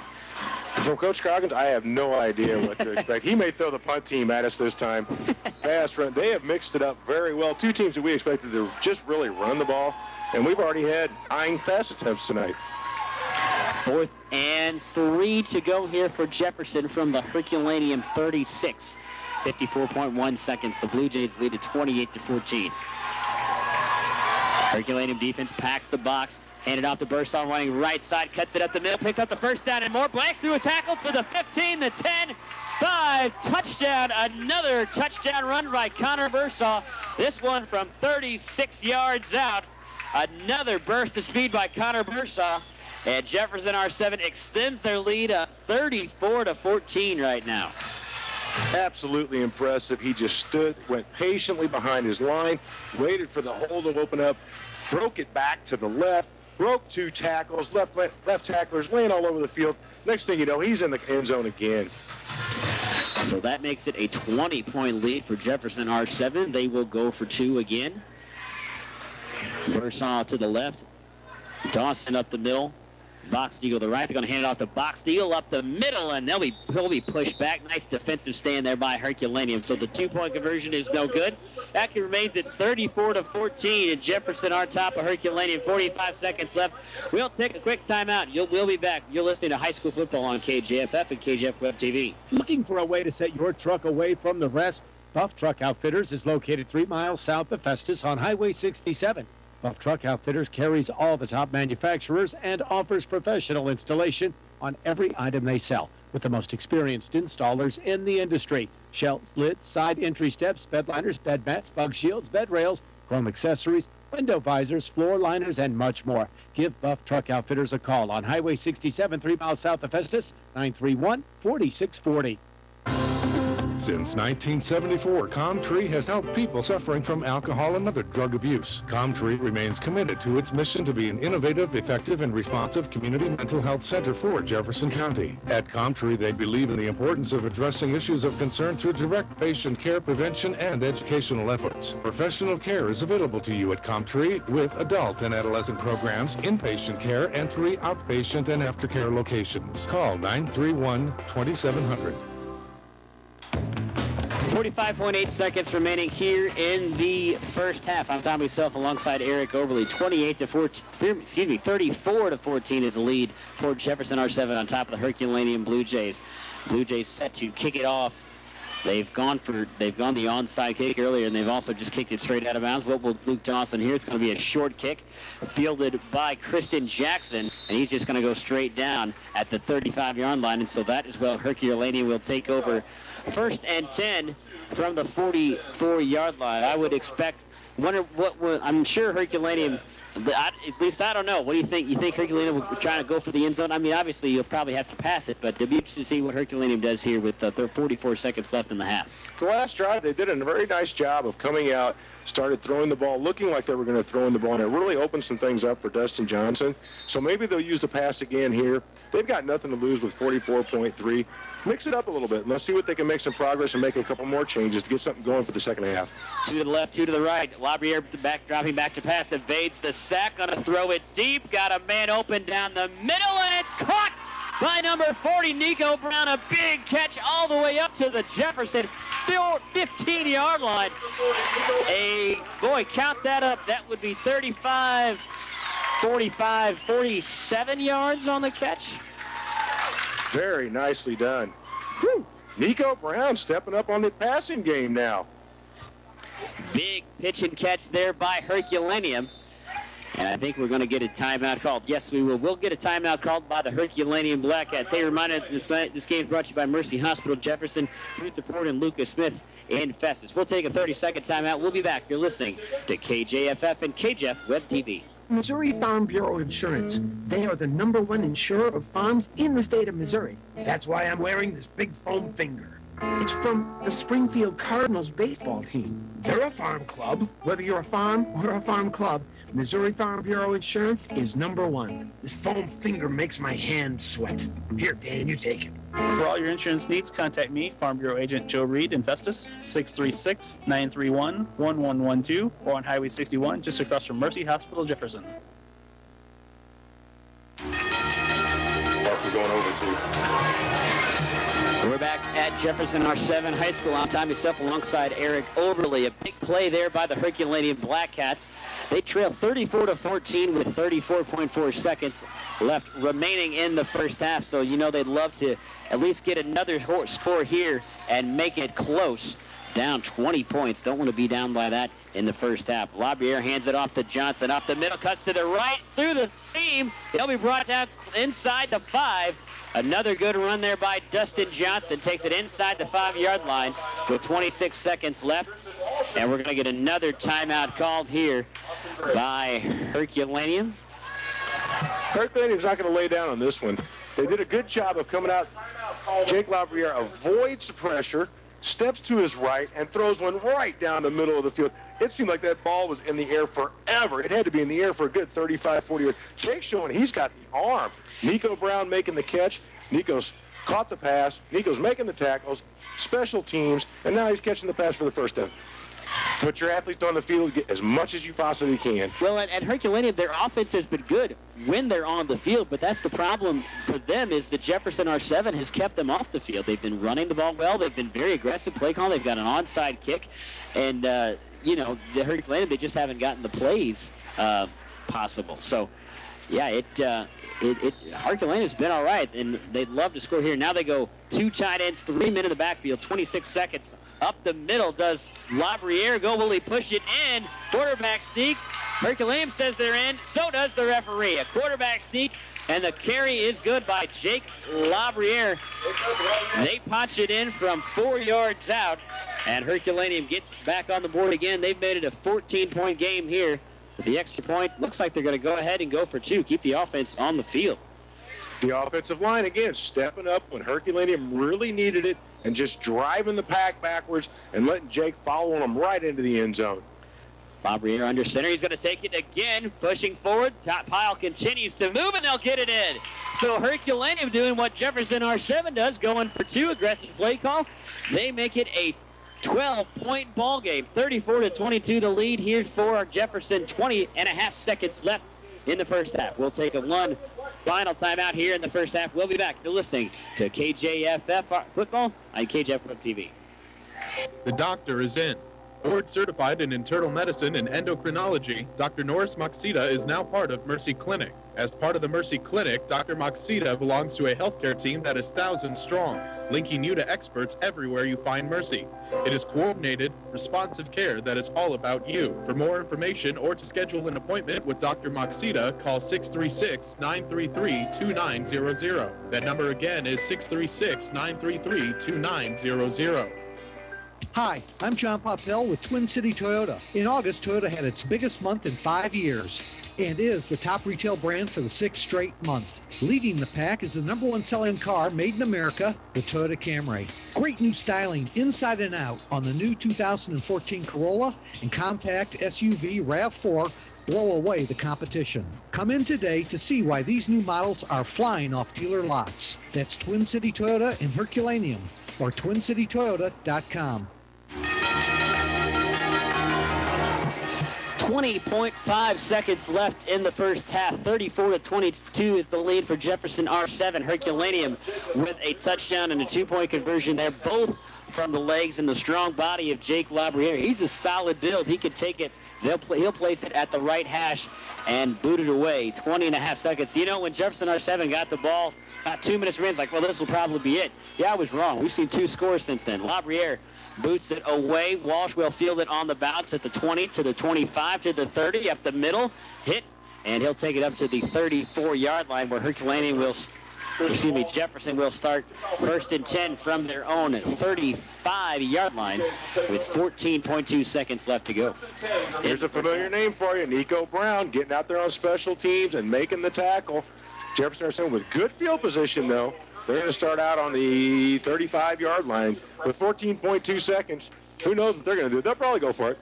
Yeah, I'm sure they'll probably go for the end zone or maybe try a pump fake or try to pull some play out of their hat, you know, and try and go for the we might see a Statue of Liberty play. I don't expect to see Austin Graves take a knee.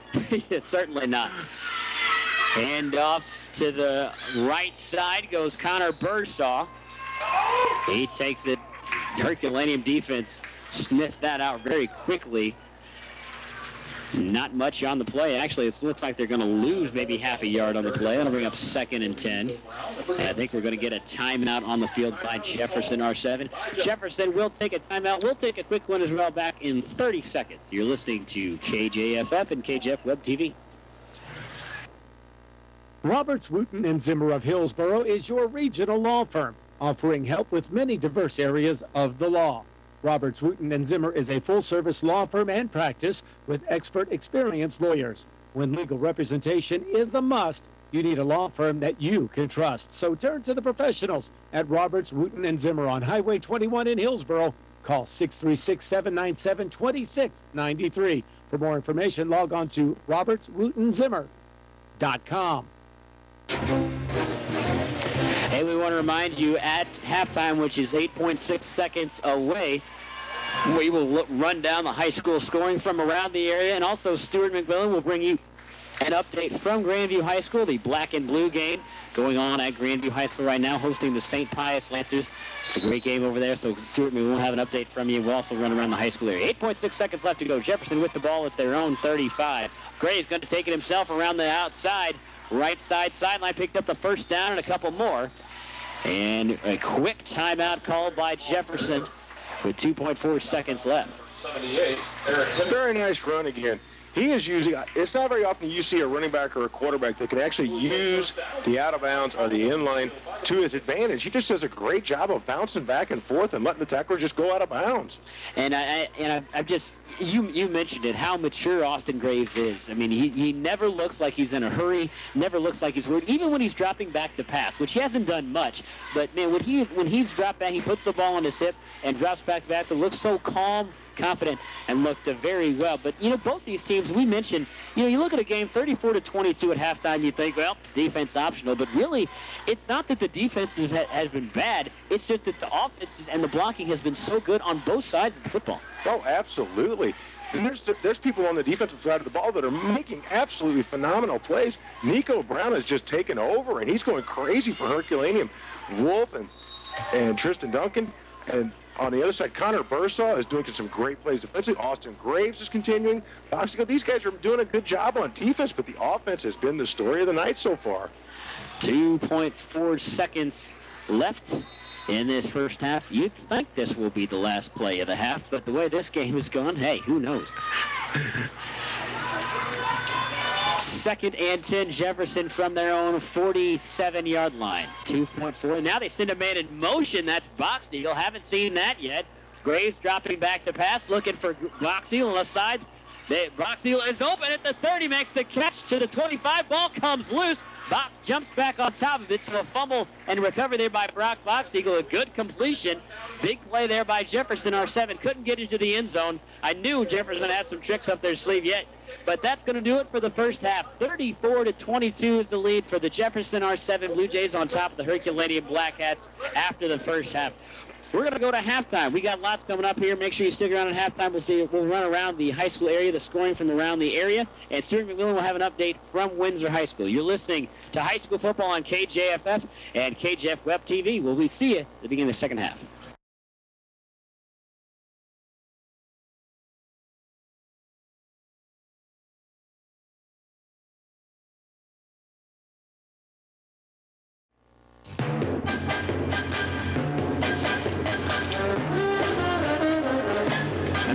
Remaining in halftime, I'm Tommy Self alongside Eric Overly. What a first half that was. 34-22 was the score as we went to the locker rooms. And Eric, this was, we expected a pretty good game between two very strong running teams, but I had no idea both these teams had such great blocking, such great running backs, and just really good game.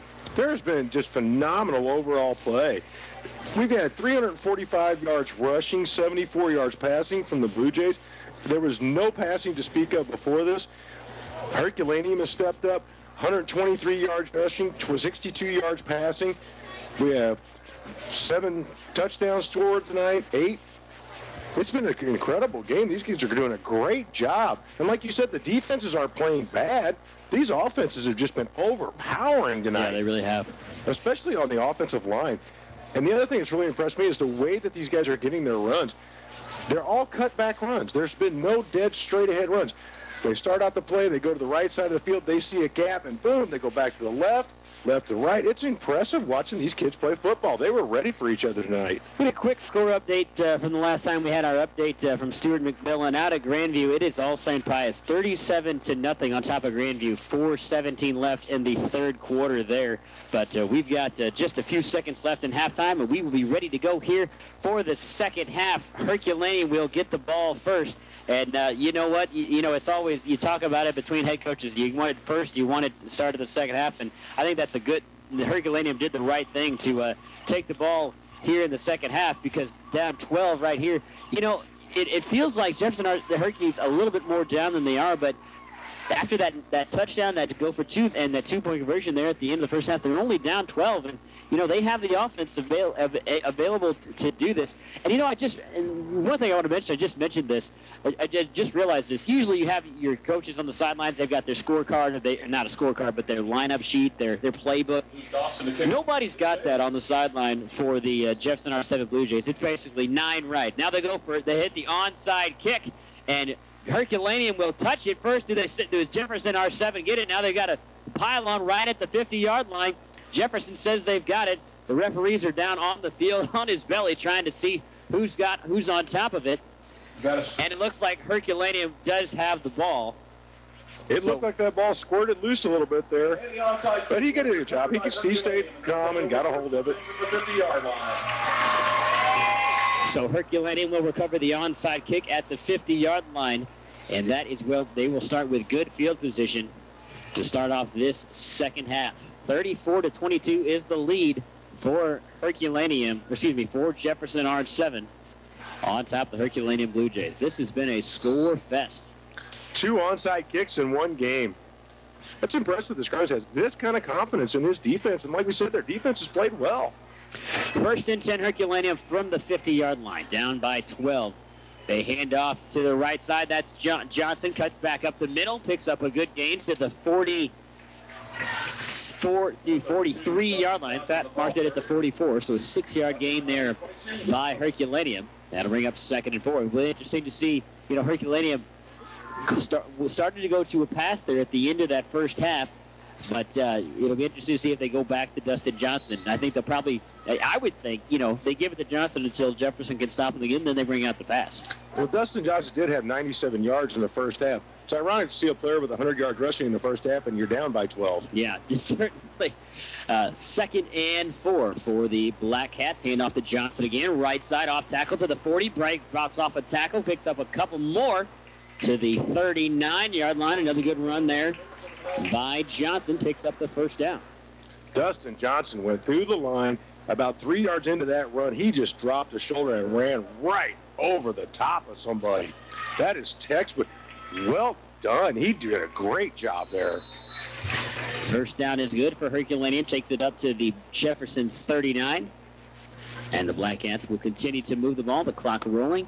A minute into this third quarter. And this game is brought to you by Jefferson R-7, Rutherford and Herculaneum, Dunn Sporting Good in Peebly, Buff Truck Outfitters in Festus, and B&R CarQuest of Hillsboro. 1st and 10 Blackcats from the Jefferson 39. Labriere under center, dropping back. Looks like he's going to throw a pass. Nice block by Nico Brown to throw it. It hits the man. He's wide open. That's Sean Hudson.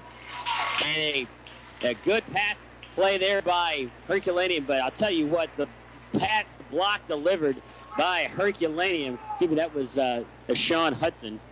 But the block by Nico Brown was impressive. Or did I have that backwards? Nico Brown delivered the block that gave Jake the time to go out there and make that pass. That was a beautiful crackback block. So that's going to be close to the first down. 2nd and 1 coming up. Labriere under center. They pitch it to Johnson, running right side to the 20. And it looks like he is going to just barely pick up the first down. Herculaneum really changed their game around. They were down quite a bit. They started picking up the pace on offense and doing a good job. It really seemed to turn things around for them. Dustin Johnson, Jake have really stepped up. They're the leaders of this team, and Nico Brown has really stepped his play up, too. It's made a difference for Herculaneum. They seem to be getting going a little bit there in the second quarter. Close to the first down marker, so the officials are going to call a timeout and going to bring on the sticks and measure this one. 34-22 the lead for Herculaneum, 9:47 to go in the third quarter. Sticks are out. Put it down. I think they're going to be short. Just short by inches is Herculaneum, so that will bring up a 3rd and inches situation for Herculaneum. And with their running, I'm sure they can go for it here. Dustin Johnson has shown he can just get about a yard or two anytime he wants to. He is a very, very strong young man.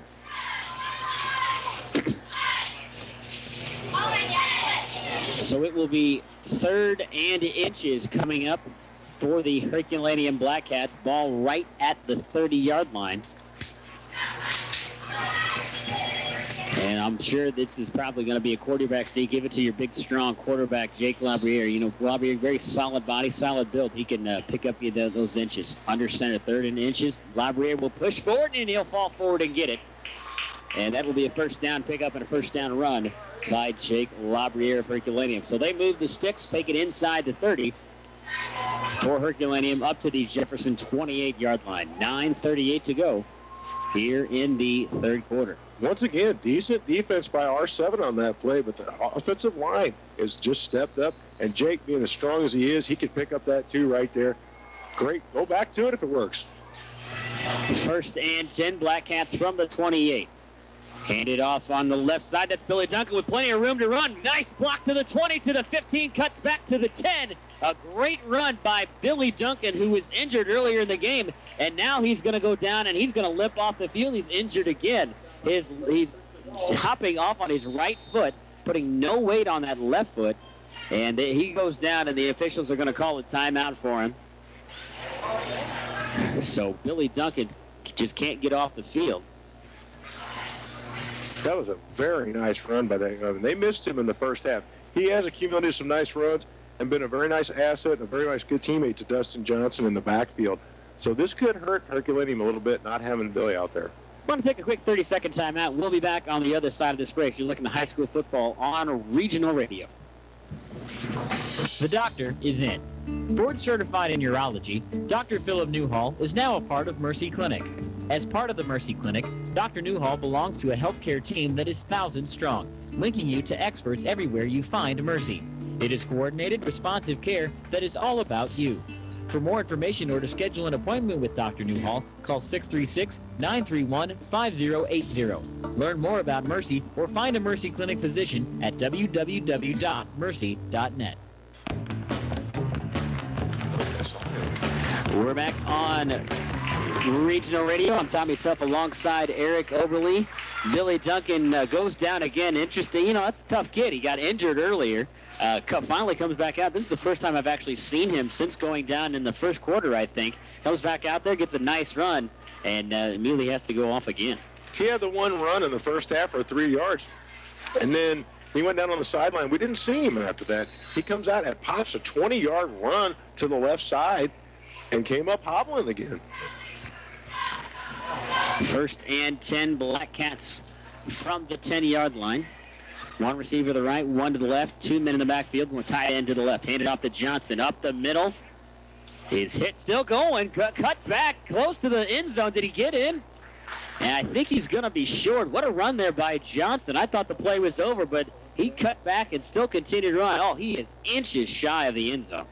I think Dustin Johnson just took on about 6 different players on that run. Drop a shoulder, fake this one, drop another shoulder. Next thing you know, he's out there. We thought he was down twice. The ball was actually just outside the 10, so Johnson is actually close to the first down marker. It looks like they're actually going to have to bring out the sticks. They're inside the 1 yard line. They're inches from the end zone, and they're bringing on the sticks to measure if he got a first down. That's how close this is. Herculaneum going right to left. Jefferson left to right, so this is down at the end zone to our left. This is the east end zone. And they're still measuring.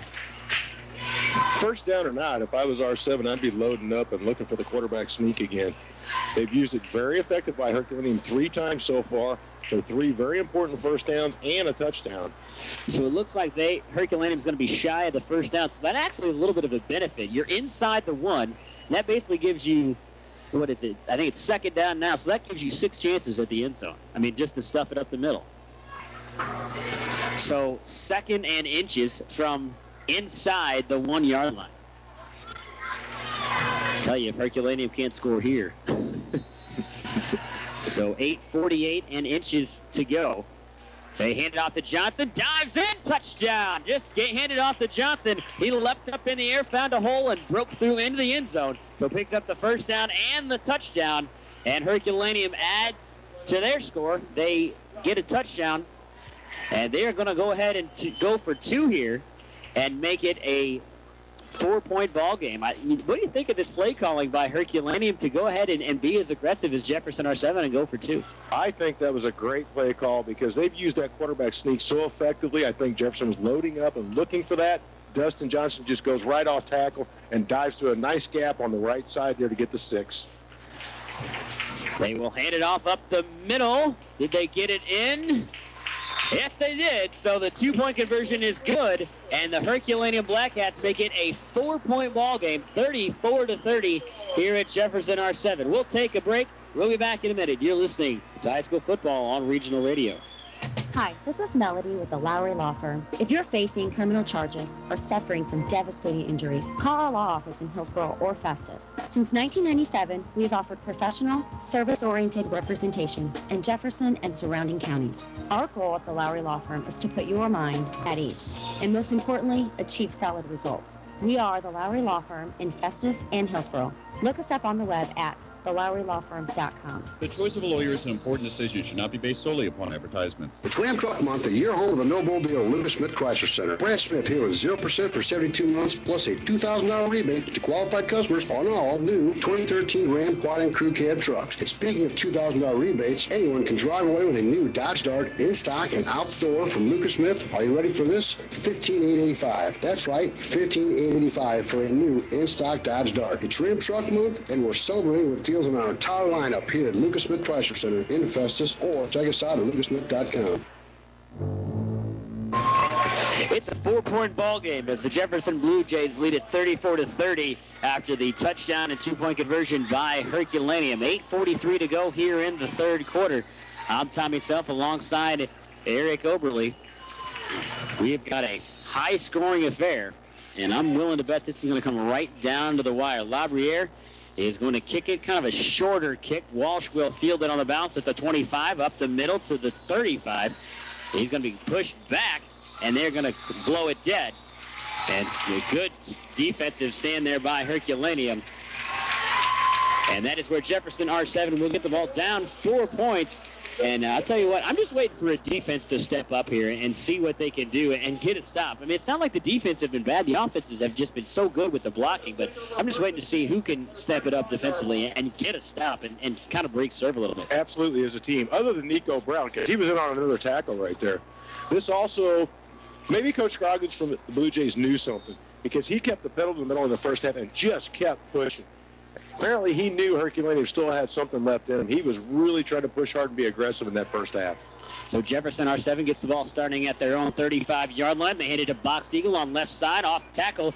He goes forward. He'll pick up about 5 yards on the play. Good run by Box Eagle.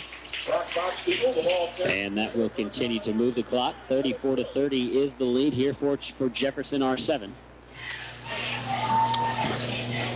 Nico Brown again. I've got him for about 12 tackles this game. It's impressive. Get a score update for you. Festus leads Windsor 56-6 with a minute left in the third quarter. The Festus Tigers are very good this season and looks like they're on their way to being 3-0. Handoff up the middle to Dawson. Nice sneaky handoff. But to Herculaneum, it looks like Herculaneum is starting to figure it out a little bit more, and they're not quite as surprised. Good defensive stop there. Dawson will pick up about 4 on the play. It looks like Herculaneum might be assigning players because Nico Brown is really watching Luke Dawson real quick. It looks to me like they're going to try to break up this misdirection offense by assigning the player. Just go get him. Go get in the backfield and get him. Handoff to Burrisall up the middle. No, it's Walsh around the side to the 50, the 45. Got a block to the 30, to the 25, 10-5 touchdown.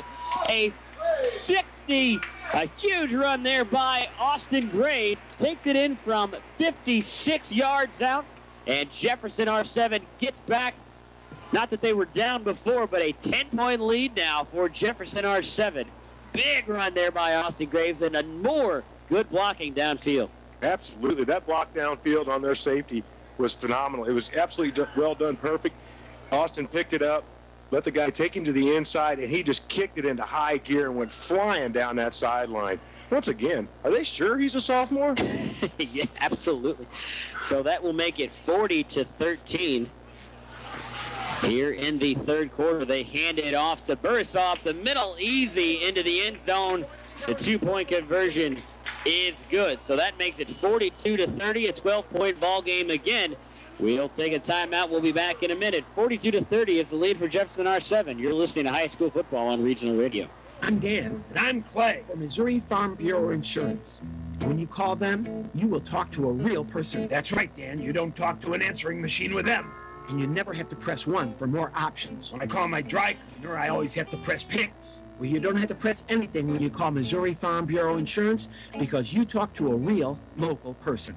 Do they do shirts? For auto, home, life, or health, call me, Farm Bureau Agent Joe Reed in Festus, or stop by my office on Highway 61, just across from Mercy Hospital, Jefferson. The month of September, Hopkins Carpet in Festus celebrates the 30 days of HGTV flooring. Every style, color, and texture, including wood and laminate, are on sale. Plus, every style qualifies for 18 months, no interest financing. When you want a quality floor that will last, choose HGTV Flooring and Hopkins Floor Company since 1963. We've got what you want, we've got what you need. Your satisfaction is guaranteed. Hopkins Carpet, Highway 67, south of Festus. KJFF Festus, Crystal City, Imperial, DeSoto. 7:18 remaining in the third quarter. 42-30 is the lead for the Jefferson Blue Jays. And they're going to onside kick it again. And Herculaneum will jump on top of it. It looks like Sean Hudson is there. Johnny on the spot, ready for the onside kick. That's not going to surprise Herculaneum anymore. They're ready for it, and they fielded it well. So they will get good starting position at the 50. You get a couple store updates for you. Crystal City leads Liverpool Life Academy 35-12 in the fourth quarter. DeSoto leads. DeSoto and North County are tied at 21 apiece. 10-13 remaining in the third quarter. That's a big game there. And also Hillsboro all over Springfield Catholic 47-0. 9:56 remaining in the game. Well, Hillsboro with the ball at the 50-yard line, down by 12, 7 minutes and 17 seconds left in the game. Handoff to Johnson, up the middle, cut back through the middle. Nice run by Johnson. Another good run, a good pickup there. Pickup of about 6 on the play. Johnson, the ball carrier, brought down by number 6 yards on the play, and a ring up 2nd and 4. He did a great job of weaving his way through that interior right there, right up the middle again, avoided a couple of tackles. Jefferson R-7 grabbed him at about 6-yard pickup. And Herculaneum going with a lone setback in the backfield. 2 wide receivers to the right, 2 in the left. Labriere under center, Johnson the lone back in the net. They flip it to him on the right side, cuts back, got to be dragged down, and flag on the play. He's actually going to lose yardage here on the play. Johnson, the ball carrier for the Blackcats. He's going to lose yardage. Loss of about 3 on the play. There is a flag down on the field on the far side, thrown by the far line judge. We will see what the call is. It's going to be a hold on Herculaneum, so that's not going to help. They lose yardage anyway. That's going to back them up 10 more. They started this drive at the 50-yard line. Now they're going to be back inside their own territory. Even with the hold, Ethan Donahue did a great job of getting through the line and getting a hold of Dustin Johnson in the backfield and bringing him down. That was a very nice defensive play. The defense seems to be stepping up a little bit here. You were looking for a defense to step up and make a stop. 6:35 remaining in the third quarter. 42-30 is the lead for Herculaneum. They have backed up, started this drive at the 50. Now they're inside at their own 43. Same formation, 2 to the right, 2 to the left. Johnson in the backfield. Labriere dropping back to pass, evades the sack, rolls to his left, still looking downfield. He picks that out and run, and he's going to be sacked. The ball came loose, and I think they still haven't ruled if it's a fumble or not, and I think they're going to say that Labriere was down. And now Labriere is down on the play. They still haven't ruled whether Jefferson got the football or not, if it was a fumble on the play. And Labriere is down on the play. And that's not good at all if you're Herculaneum. It looks like they spotted it where Jake went down. So it looks like they may have spotted it. He was down by contact before the ball popped out. That play there, you can give the credit on that sack to the defense. R-7 did a phenomenal job. They were all over the receivers. There was just no place for Jake to throw that ball. We will take an injury timeout with the injury timeout. So we'll take a timeout here on Regional Radio. We'll be back in a minute. You're listening to high school football on Regional Radio and Web TV.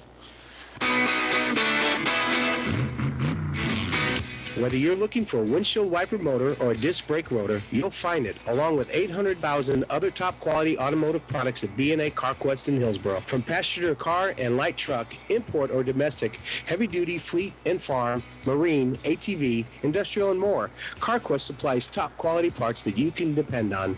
Hi, I'm Dan Kennedy, owner of B&A. Just like it sounds, centrally located between highways B and A.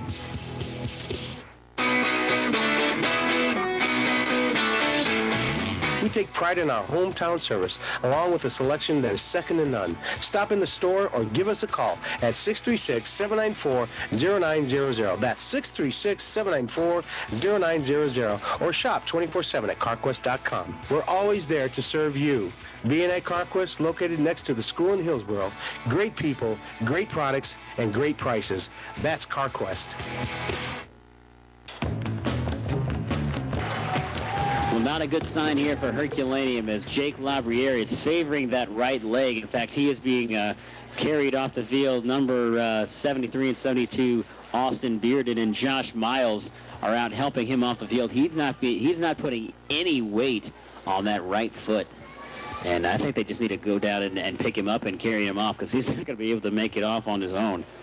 He is really struggling. And he immediately went down and held that right knee when he hit the ground. Hey, we want to welcome those of you who are listening on KREI and J98. Some very quick games over there. But we've got we thought this game was going to be pretty quick, and it was moving very quickly, but with so much scoring, it's actually kind of slowed down. You have an injury timeout here, so we're going to get a new quarterback for Herculaneum. Let's go ahead and tell you where we are. 6:23 left in the third quarter.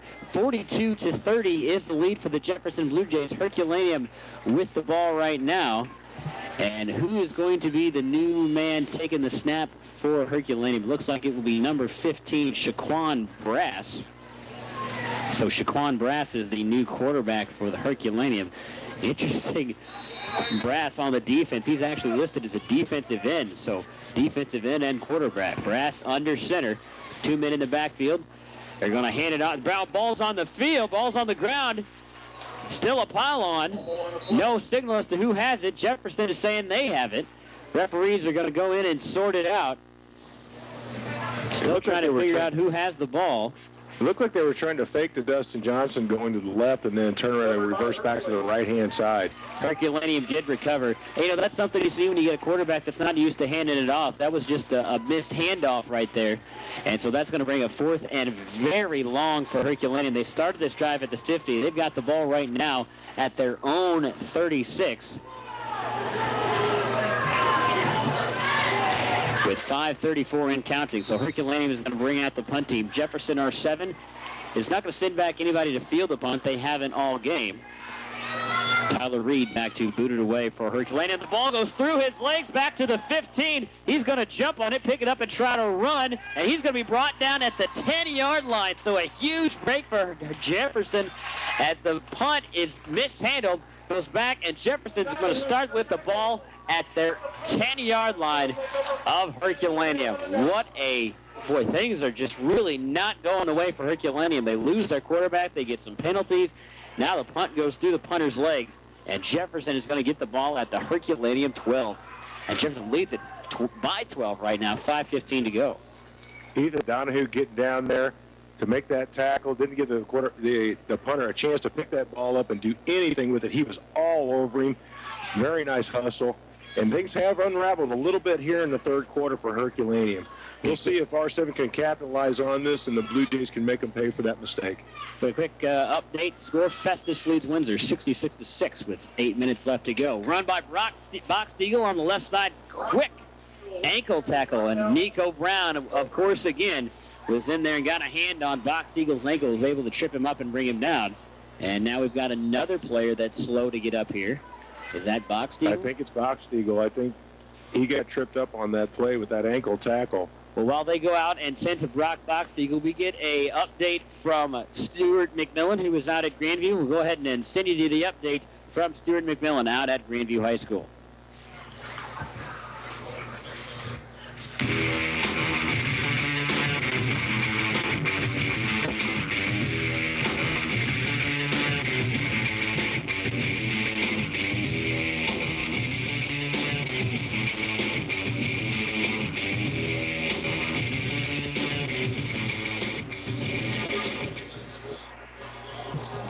KJFF and regional radio tonight. 44-0 is the score going into the fourth quarter. These updates brought to you by Farm Bureau agent Joe Reed of Festus and Hopkins Carpet of Festus. Just as Tryson Thornton was going in for a 52-yard run for St. Pius with 4:17 left in the third quarter, 37-0 is what it made it, with the extra point not being good. On the kickoff to Grandview. Grandview would cough it up back to St. Pius. The first play on possession for Pius right after that, a 55-yard throw and catch from Mickey Crowley to Isaiah Hennessy. He hit his man about 20 yards to the end zone. They couldn't catch him. A 55-yard throw and catch for St. Pius. 44-0 as the extra point would be good for Pius. That is at the end of the third quarter. We're into the fourth quarter. The score is 44-0. St. Pius on top of Grandview at Grandview for the black and blue game. It's being updated on KJFF and regional radio.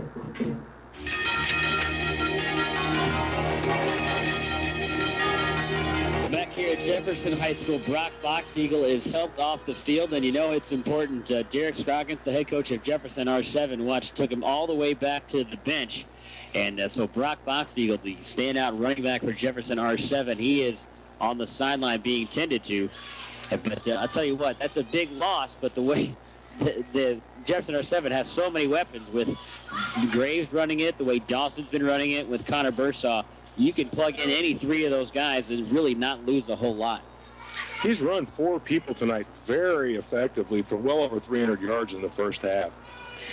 New running back in for Jefferson, that's number 30, Tristan Walsh, also listed as a wide receiver. It looks like they're going to hand it to Walsh, and he's going to be brought down just shy of the first down marker on the far side of the field. Jefferson moving left to right, down at the end zone to our right here at Jefferson R-7 High School. So Tristan Walsh on the carry. Gain of about 4 on the play. That brings up 3rd and 2 for the Blue Jays. 42-30 is the lead for Jefferson on top of Herculaneum, with 4:30 left in the 3rd quarter and counting. Ball is at the 4-yard line of Herculaneum. Under center. Handoff. No, Graves going to take it himself at the 5, trying to get to the pylon. He'll get it in. A touchdown run for Austin Graves. A nice bootleg. Goes around the outside, and he runs it in from 4 yards out. Another score for Jefferson R-7. They go up 48-30. 4:16 left to go, and they are really piling on again here. Austin Graves throws 2 great ball fakes out there to other people, gets the defense going the right direction, turns, gets out on that bootleg, and then when he gets to the goal line, he meets 2 defenders, drops his shoulder, and shows he can do it too, and just blast into the end zone. Yeah, he did. I think that was for Herculaneum, that was Tristan Duncan that had a chance to tackle, but Graves, as you said, just dropped his shoulder, blew him up, and forced his way into the end zone. The handoff is to Walsh this time, running left side.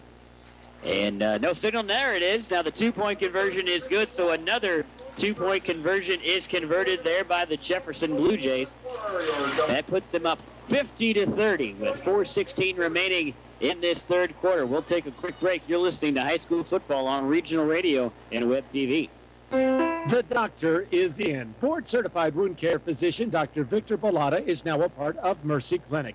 As part of the Mercy Clinic, Dr. Bellotta belongs to a healthcare team that's thousands strong, linking you to experts everywhere you find Mercy. It's coordinated, responsive care that's all about you. For more information or to schedule an appointment with Dr. Bellotta, call 636-933-1163. Learn more about Mercy or find a Mercy Clinic physician at www.mercy.net. Hi, this is David McFarland. At McFarland Travel, we are a full-service travel agency specializing in one-on-one service. We discuss your needs and desires, do our research, and provide you with options, all within parameters that you have set. When you book online, you do all the work and then give your hard-earned money to someone you will never meet, and without fully knowing what your options are. Shop locally and book safely with McFarland Travel at 206 Main Street in Festus, or call us at 937-5679 or toll-free 888-440-5679. A 20-point lead for the Jefferson Blue Jays on top of the Herculaneum Blackcats, 50-30, 4:16 to go. Jefferson with the short kick, and that's just going to bounce out of bounds, and illegal procedure penalties. The flags are thrown, and so I would assume that Herculaneum will take the ball at the 35-yard line, and they will get it there down 20 points with 4:16 remaining in the 3rd quarter. And are they going to ask Jefferson to kick it in? Looks like they're going to ask Jefferson to kick it again. The last time they did this, Eric, Jefferson converted an onside kick and recovered it. I'm a little surprised they're having them kick it again. I am too. That didn't work out well for him. It's kind of odd. 3-4 onside kick and 3 illegal procedure penalties. They're going to back him up and kick it again. They'll back up 5 yards. Luke Dawson, the kicker for Jefferson, will place the ball at the 35-yard line. Tristan Duncan and Treston Byers back to receive the kick for Herculaneum.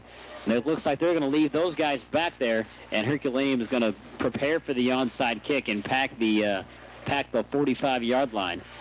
So we'll see what Jefferson does here. They do have 2 men back to receive the kick, but they are set and ready for the onside kick. And they will onside kick it, and it looks like it's not even going to go 10 yards. Did it? Did Jefferson? Jefferson looked like they got on top of it. They're still trying to sort it out. They're right at the 45-yard line. The side judge was over here shaking his head. I don't think the ball made it to 10 yards. He placed it down and set it right at the 44-yard line. And we get an injured Herculaneum Blackcat on the sideline. That's Shaquan Brass. So that's really bad news for Herculaneum because Jake Labriere, the quarterback for the Blackcats, was hurt earlier. They brought in Shaquan Brass to fill in, and now he is injured on the sideline. So he's going to have to at least go to the sideline for a play here. And Herculaneum's going to have to bring in their third-string quarterback unless Labriere is ready to get back in there. On the last drive, I saw him over there taping up Labriere's right ankle, or at least working on it. It looks like he is up walking around on the sideline. Oh, yes, I do see him. He over looks there. like he's not walking very well, though. Yeah, he's very slow. He's definitely favoring that right ankle. So Shaquan Brass, it looks like he's walking okay. He's going to go out for at least one play here. He's going to slowly stroll over. Now he's going to pick up a jog. He'll jog on over to the Herculaneum sidelines, and we see Jake Labriere coming back in for the Blackcats. 50-30 is the score for the Jefferson Blue Jays as they lead it on top of Herculaneum by 20. 4:16 remaining in the third quarter. And I still have not seen Jake Labriere come out onto the field for Herculaneum. Yep, there he is. Stumbling on out, putting a lot of really favoring that right leg. So, Eric, you've got a quarterback back there that doesn't throw a lot, but Herculaneum down by 20, you might have to throw again. And whenever Labriere has had to throw, he hasn't had a lot of time, and he's had to scramble. So if you're Herculaneum, how do you work with a basically one-legged quarterback right now? Of the 6 passes, Jake has really had to step through the pass rush and do a lot of it on his own.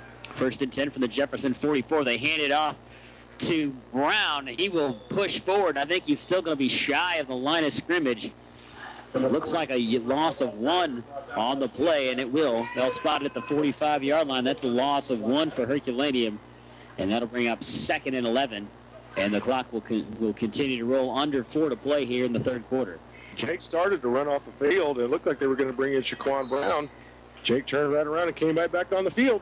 Well, and he's been trotting over there to get the play, so he's just going to have a hard enough time getting over to the sideline to get the play call. Of the 2 passes he completed, he really had to do a lot of the work on his own to avoid that rush. It's going to be difficult to do the way he's hobbling around. Labriere dropping back to pass, going to throw it, and he hits a man. That's Hudson, and he takes it to the inside the 25. A big pickup there. That's a great play call there by Herculaneum. You know he can't scramble, so you just do a real quick pass. Oh, yeah, a quick 2-step drop, and he threw it right over the top of the linebackers on the dead run. Takes it up to the 24-yard line of Jefferson, where Herculaneum is driving here. 1st and 10 Blackcats, down by 20. A lot of credit to the coaching staff on that one for calling a play that Jake could handle. Absolutely. 2 receivers to the left, 1 to the right, tight end to the right. Johnson behind the middle. Labriere is going to roll out to his left, going to throw it over the middle. It's intercepted by Jefferson at the 10. To the 25, they'll return it to the 30 down the sideline, and he's going to be pushed out of bounds. That's Dalton Mesper with the interception for Jefferson. And we've got an injured Herculaneum Blackcat down at the 20-yard line, but a turnover on the interception there by Jefferson. And we've got an injured Blackcat down on the field at the 20-yard line, I believe. That's Nico Brown. Boy, Herculaneum they're dropping here. Yeah, they are. Nico looks like he's hurting pretty bad right now. Yeah, he's lying flat on his back, and he is not moving at all. We're going to go ahead and take a timeout. We'll be back in a minute. You're listening to you're listening to Regional Radio. I'm Dan. And I'm Clay from Missouri Farm Bureau Insurance. When you call them, you will talk to a real person. That's right, Dan. You don't talk to an answering machine with them.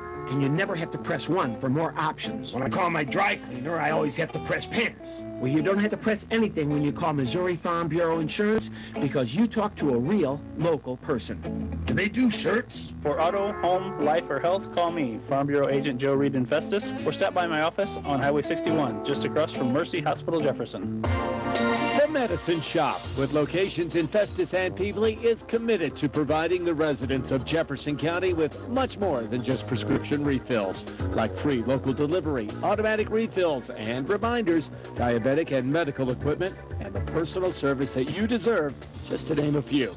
That's the Medicine Shop Pharmacies, across from the post office in Festus and on Commercial Boulevard in Peevely, caring beyond prescription.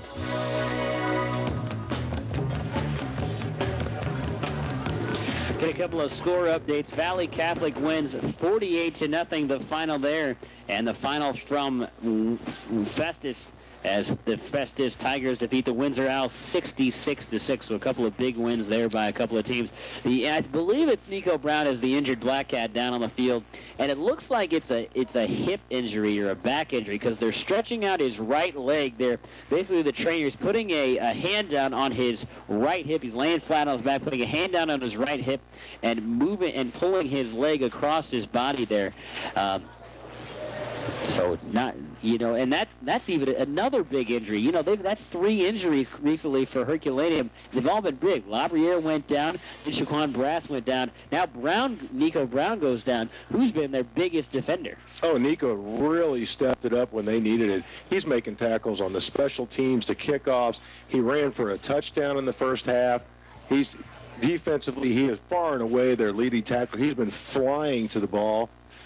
And it is kind of interesting how they're working on him. Now they seem to be trying to stretch. And now they're stretching. They're still stretching out that right leg. Now they've got it bent. They have it bent at the knee. Well, he's got his hands. He is really hurting down there. And you don't think that something is broken or anything because they're moving him around. It looks like he's just. You've got 5 guys standing now. Looks like he's going to stand up. They're going to try and stand him up anyway. And they tried to get him up, and he couldn't get up. Now they're stretching out that right leg again. So it's something that has to do with maybe either his right hip,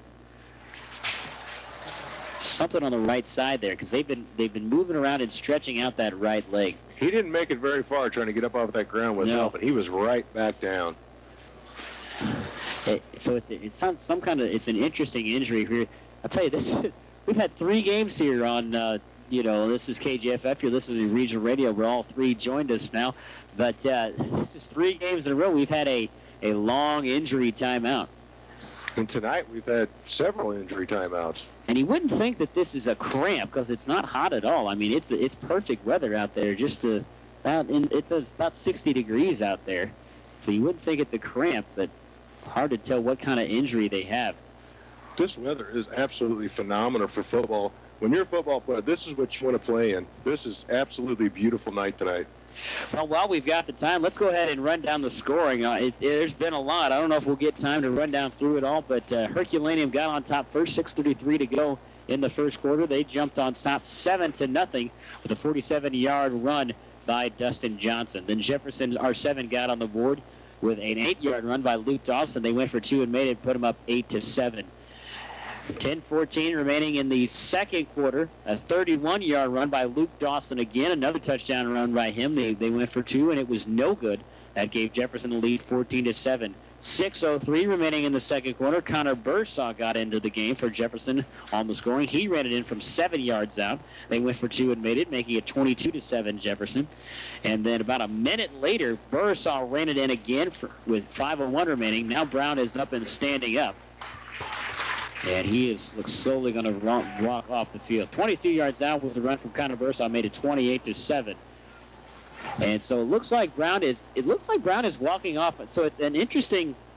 You might be able to know better than I do, but looks like he's walking okay. He's just slow. So what kind of injury could that be with him walking as well as he is? He's very slow, but he's not. Looks like he's not favoring either side. From the way they were working on him, maybe like a hip pointer or something like that. He may have just twisted the wrong way or taken a hit right in that right hip, and it, more of a stinger than anything. And they were just doing the unusual stretches that you saw. Try to get it loosened up and try to get that pain out of it so that he could get up. He is walking pretty well, but he's got a little bit of a gait on that right side that seems to be bothering. He's got a little bit of a hitch in his giddy up there. 3:04 remaining in the third quarter. 50-30 is the lead for Jefferson R-7. They and remind you where we are, and Jefferson just intercepted a pass from Jake Labriere, and they return it back to the 34. And on that, you could tell that Labriere was limping. He was kind of a rollout, and he just didn't have his feet underneath him. He was even having a difficulty getting his shoulders turned on that rollout to throw the pass downfield the way he wanted. He kind of threw it across his body. 1st and 10, Jefferson. They hand it off to Connor Bursaw running right side. No, just kidding. It's Boxteagle on the left side. Another great fake by Jefferson. And Boxteagle, who was injured earlier, looks like he is back fully. A nice pickup there by Boxteagle. Takes it up inside the Jefferson 40 to the 42. That's a 7-yard pickup there by the Blue Jays. He certainly didn't run there like somebody was hurt. I think he just needed a breather and a drink of water. To the Jefferson 41. Clock continues to roll here. 2:30 and counting left in the third quarter. Ball at the 41 of Jefferson, 2nd and 3 to go. Under center is Graves. Box Eagle back out there, who was injured earlier. They hand it off to Dawson up the middle. He'll fall forward and pick up a first down. Up to the 48-yard line, 47-yard line, so a pickup about 5 on the play, and they'll also get the first down. He just put his head down and bowled through the middle on that play. They weren't going to stop him. Seems like every time they run up the middle, it's Dawson. Dawson always is the run up the middle. Oh, absolutely. Connor Bursaw is maybe a slant or slide off to the side of the tackle. Luke Dawson is right up the gut. 1st and 10, Jefferson from their own 44. Hits Austin Graves with the keeper on the right side. Good blocking to the 40, to the 35. Cut back. He'll finally be brought down shy of the Herculaneum 30-yard line. Tim Venable on the tackle. Had another 25 yards for Austin Graves. Slipped a couple of tackles. That's the exact same play that he broke the long touchdown run of 56 yards just a few 3 drives ago. Excuse me, that was Dustin Johnson on the tackle for Herculaneum. So that puts the ball at the Herky 31, where it is 1st and 10, under 2 to play in this third quarter. Graves under center, surveying the defense, taking plenty of time. Looks like they're going to start running the clock here. 10 seconds left on the play clock. They hand it off, and it's Dawson up the middle, cut back, brought down from behind. Finally, they chased him down. Treston Byers was the last man in there to finally brought him down. Did have a couple guys hanging on him, but another good, strong run by Luke Dawson. Takes it inside the 10, where it will be 1st and goal, Jefferson. Ran through a couple of arm tackles, and the first real contact, he did a great spin move back to the inside to shake off that tackler, but it was enough to slow him down so that the second defender could get in there and bring him down before he went in for 6. A final from Hillsboro, 47-0. All Hawks on top of Springfield Catholic. 1st and 10, Jefferson from the Herculaneum 11. Handoff is to Bursaw running right side. No, just kidding. they took it in. Going to be just shy of the end zone. And I think that must have been Box Eagle, because I can see Dawson right there. So it had to have been Brock Box Eagle, the only guy I don't see. Just shy of the goal line. It looks like it's going to be shy. They did pick up the first down, so they needed to get to the 1-yard line to pick up the first down. So it will be 1st and goal, Jefferson, from inside the 1-yard line, up by 20 with a minute to go in the third quarter. Graves under center. Who's going to hand it off to? That's Box Eagle left side, inside, touchdown. Another run by Brock Box Eagle. Runs in from left tackle, and he just punches it in from the yard out. Jefferson goes up 56-30, and they will go for 2 again. Looks like they just switched players. First half, you saw Connor Bursaw and Austin Graves turn up. Now we'll just let Austin Graves and Brock Box Eagle do the work this half, and they are really racking up some yardage and putting points on the board. Eating up the clock time now. We're down under a minute in the third quarter. Up 56-30. They hand it off. Graves is going to throw it into the end zone. Touchdown. Not a touchdown, excuse me, but the 2-point conversion is good to the tight end, Donald Warren. And they roll out. Nice play call there. Warren got free and right in the end zone for the 2-point conversion is good. So that makes it 58-30. All Jefferson right here in the second half, up 58-30 with 43.9 seconds to go. You're listening to high school football on regional radio and web TV. We'll be back.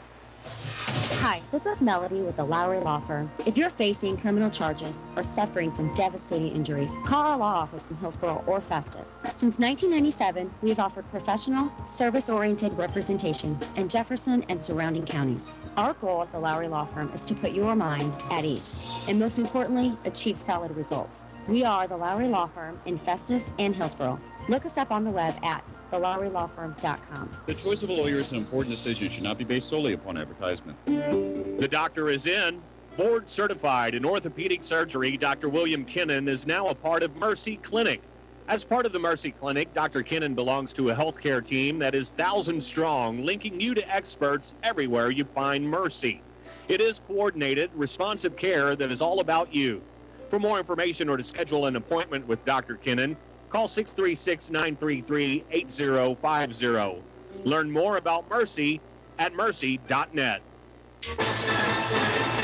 53.9 seconds remaining in the third quarter. 58-30 is the lead for Jefferson R-7.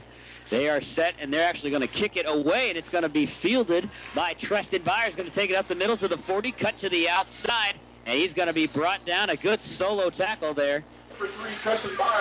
By, I believe that was that Logan Carney on the solo tackle for Jefferson. Well, Herculaneum down by 28 with 45.7 seconds remaining here in the third quarter, and just trying to get something going. Is everybody, and still not sure. Jake Labriere back out on the field, still limping, favoring that right ankle.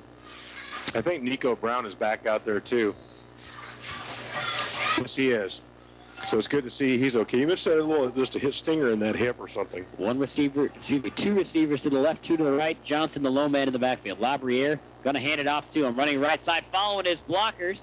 He'll pick up 5, still going to pick up a 6. And that's a typical Dustin Johnson run. You saw him running. He just had his hand right on the back of his lineman. I mean, that wasn't even, you and I could have made that run there. That's just how good the blocking has been for Herculaneum. Just followed his blocker for 6 yards. Absolutely. He did. You're exactly right. He put his hand right on his back and just let him carry him through there. And 6 yards is on the pickup. Inside Jefferson territory. Just their side of the 50-yard line. This should probably be the last play, and it looks like they're just going to let the clock run out. 4 seconds remaining, and Labriere is going to walk off the field. So that's going to do it for the third quarter. We go to the fourth and final quarter here at Jefferson High School. 58-30 is the lead for the Blue Jays on top of the Blackcats. Jefferson R-7 on top. Herculaneum driving into their territory. We'll be back with the fourth and final quarter. You're listening to high school football on regional radio and web TV. Hi, I'm John Poppel with Twin City Toyota. In August, Toyota had its biggest month in 5 years and is the top retail brand for the 6th straight month. Leading the pack is the #1 selling car made in America, the Toyota Camry. Great new styling inside and out on the new 2014 Corolla and compact SUV RAV4 blow away the competition. Come in today to see why these new models are flying off dealer lots. That's Twin City Toyota in Herculaneum or twincitytoyota.com. Roberts, Wooten, and Zimmer of Hillsboro is your regional law firm, offering help with many diverse areas of the law. Roberts, Wooten, and Zimmer is a full-service law firm and practice with expert, experienced lawyers. When legal representation is a must, you need a law firm that you can trust. So turn to the professionals at Roberts, Wooten, and Zimmer on Highway 21 in Hillsboro. Call 636-797-2693. For more information, log on to robertswootenzimmer.com. 12 minutes remaining here at Jefferson R-7 High School. The Blue Jays are on top of the Blackcats 58-30. Herculaneum will get the ball. 2nd and 4 from inside Jefferson territory. Handoff up the middle to Dustin Johnson. Still going forward. Great strong run there by Johnson. Gain of about 3. Going to be shy of the first down. Hey, Eric, before we, while I'm thinking about it, I want to make sure that we thank Jefferson R-7, their athletic director, Jason Dreyer, all the people here in the press box, really rolled out the red carpet for us. It's been a great experience for us being here. They've really made us, done everything they can to make us comfortable. And we really want to thank them for doing all they can to make this broadcast easy and comfortable for us. It doesn't matter whether I'm here to do radio or to officiate a basketball game. They've always done a great job of making you feel welcome and taking care of you. 31 Herculaneum, handoff to Johnson up the right side. He'll pick up the first down and more. Still going, dragging 3 tacklers. He ran maybe 8 yards with 3 guys hanging on his back. Up just shy of the 30-yard line at the 32. Big pickup there by Johnson. 15-yard run. Looks like Dustin Johnson's really going to pick up his game. With the injuries to the other guy, Dustin, the senior, is going to take this team on his back and do what he can to try to carry him through this. You know, a good strong run there by Johnson. He's not a big guy at all. I mean, he's 5'4", I think he's listed. Yeah, 5'4", about 185 is what they list him at. 5'4", 175. So, yeah, not a big guy at all, but runs strong. Look at, and you can see from here, his legs he is pretty solid. He's powerful. They hand off to him off left tackle. He is hit immediately. He'll fall forward for maybe a yard or two, but won't get much. R-7 defensive line gets credit for that tackle. About 5 guys were standing there waiting for Dustin Johnson on that play in the backfield. 10:40 and counting left in the game. It looks like Dustin Johnson is actually going to come off the field here. Takes his helmet off to trot on out. Coming into the game is Joshua Church, a running back. If his helmet is off, there may be something wrong with the helmet. That could be. Or he's just... So Joshua Church is the lone running back in the backfield. Twins to the right and left. Labriere under center. Dropping back on a throw it, looking left side, and he hits a man. That's Treston Byers. Is it incomplete? Oh, just couldn't pick it off the carpet there. Just incomplete, the pass to Treston Byers. It was a good effort by him to get down there and try to get that ball, and even after it did skip to him, he got up and ran like he had it. The good thing for Labriere, it's his right ankle that is hurting. He's a left-handed thrower, so it's not his plant foot. That helps him out a little bit, but you can still tell that that foot is, he doesn't have his legs underneath him completely. They went back to that 2 or 3 step drop for him rather than the rollout pass. Same formation here, to the right, to the left. Labriere trips up as he's going down. He's going to get rid of it just before he is hit. And the pass will fall incomplete, and Labriere is slow to get up again. He's going to have an offensive lineman come over and pick him up. Ethan Donahue blew right around his block and had a bead on Labriere on that play. A great game at North County. Big district game here, or conference game. North County leads DeSoto 29-21 at the end of the third quarter. A great game there. A tight one at North County. 10 minutes to go in this one. 58-30 is the lead for Jefferson R-7. They're on defense as the Blackcats are slowly driving here. 2 receivers to the right, 1 to the left. Johnson still on the sideline. 2 men in the backfield. Labriere hands it off up the middle. That's Brown. Breaks an ankle tackle. He'll fall forward. He'll roll over. Shy of the first down, I think. But a good run there by Nico Brown. He was injured before, and he's limping a little bit. They just got a hold of him by the shoestring. That was a very awkward how he went down. It was almost like his knee buckled underneath of him or something. Very odd. 3 substitutions for the Jefferson Blue Jays. Brock Boxeagle will come into the game. So will Connor Bursaw. So both of them play 2 ways. They were not listed, were Boxeagle and Bursaw. They were not listed in the defensive starting lineup. Oh, I'm sorry. That was 4th down. Ha, I'm all over the place. That was 4th down. So turnover on downs by Herculaneum. A great defensive stuff there by the Blackcats. So I apologize for the confusion there. The 4th down turnover there by Herculaneum. And Jefferson will hand it off to Boxeagle, and he will be hit immediately, and he's going to lose about half a yard. Somebody didn't account for Eric Pennington on that play from Herculaneum. He was waiting for him, and he did a good job of driving him backwards on that tackle. 2nd and 10 for the Blue Jays. Going right to left. They hand it off to Barsaw on the right side. Breaks through an arm tackle. Falls forward. He'll go up to the 40. A 15-yard pickup there by Connor Bursaw. And it will continue to roll. Well, they'll mark it back. A gain of 14. That's only the second rush for Connor Bursaw. He carried the ball 11, 12 times by my count in the first half, very successfully. Looks like R-7 might go back to some of the things they did in the first half that worked really well for them. You know, you think the way that, with being such a run team, you wouldn't think that they're a quick strike offense, but they run the ball so well and they block so well that they'll get 9, 10, 15-yard pickups. They actually score pretty quickly, do the Blue Jays on the ground. 1st and 10 here from their own 39. They hand it off to Boxeagle, left side. Nice block, cuts to the outside to the 45. Brought down from behind. A good tackle there made by Sean Hudson. Run by number 9. Even with all the rushing yardage by my count, these 2 teams have actually thrown more passes tonight than they had in the first 4 games they played. They came into this game throwing 16 passes combined in the first 2 games. It will be 2nd and 1 here for Jefferson. A 9-yard pickup for Boxeagle. I've got them down for 18 passes combined in this game, so that is a change of pace for these 2 teams. 2nd and 1 from the Jefferson 48. And they're going to take plenty of time here, just trying to take time off the clock. Handed off to Birdshaw, running right side. Oh, Graves took it himself, held on to it. Picks up the first down and more. Stiff arm to the 30, down the sideline, cut back. Brought down from behind again. That's Sean Hudson again on the tackle. Chased him down, but another big run by Austin Graves. And they are in scoring threat again. I have never seen anybody that's as elusive as he is on that sideline. He can work. I think you could put him in a closet, and I think he can get around you. Oh, that's a good one there. They're keeping the clock running, too. R-7 is definitely taking their time here.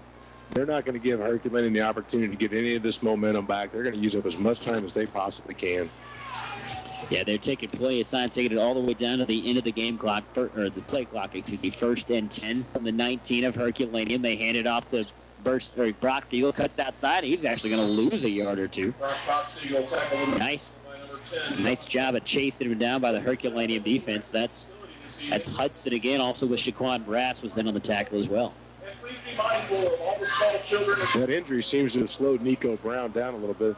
Prior to that injury he was just all over the field. And if there was a tackle, you didn't have to look for the number. You knew it was him. 2nd and 11. We haven't seen a lot of second and longs here for Jefferson. They haven't been longer than 10 yards very many times. If I'm not mistaken, we've only had 4 or 5 plays for a loss. Yeah. We've had a lot of stuffs at the line of scrimmage for nothing, but Blue Jays taking plenty of time here. Handed off up the middle to Dawson. Stiff arm at the 10. Finally thrown out of bounds. Give credit to Joshua Church, who got him, got stiff-armed, and stayed with him and threw him out of bounds. A good tackle solo made by Joshua Church. I think he's going to be he did pick up the first down, however. Takes it up to the 5-yard line of Herculaneum. And Jefferson R-7 in scoring mode again. Luke Dawson's a strong young man. For him to fight through that stiff arm that Luke threw out there, that shows good technique, and he's really still playing the game, and he's playing hard. From the 5 of Herculaneum, Jefferson hands it off to Box Eagle again, hit from behind, and he's not going to get anything on that. Back to the line of scrimmage, no gain on the play. 6:45 and counting here in the game. 58-30 is the lead for Jefferson. Christian Jackson did a nice job of moving down the line on that play and really going low. Hit Box Eagle right in the thighs. We haven't seen Jefferson R-7 doing a lot of going into a huddle, but late in the game here, just trying to run out the clock. They're slowing down their play, going to the huddle, and taking all the time that they can. 6:19 and counting on the game clock, 12 and counting on the play clock. Taking plenty of time all the way down to the end of the play clock. Snap it at 5. Dawson up the middle. And is he in? Yes, he did. Another run by Luke Dawson up the middle again. And another touchdown run up the middle by Luke Dawson. That time for 5 yards. That puts the Blue Jays up 64-30 with 6 minutes left in the game. 94 points in a high school football game.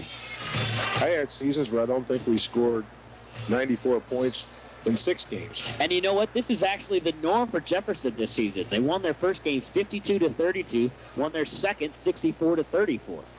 Graves is going to take it himself, looking to throw, going to take it himself.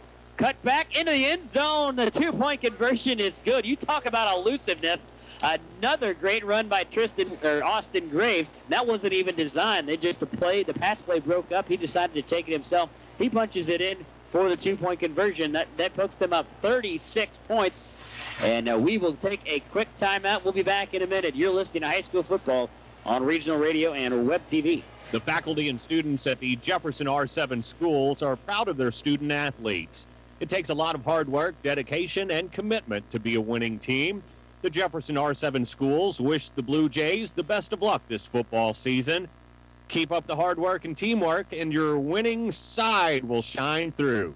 Again, good luck, Blue Jays, on a winning football season.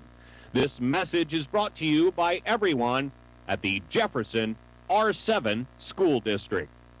Get 100% off the joining fee, up to an $80 savings now through September 30th at your Jefferson County Family YMCA. With a Y membership, you get unlimited use of the facility, free fitness classes, free child watch while you work out, free parent-infant swim lessons, and the lowest cost for youth and adult swimming lessons, water exercise, youth sports, and before and after school child care. Stop by the Y for a tour and get in shape before the holidays. That's your Jefferson County Family YMCA.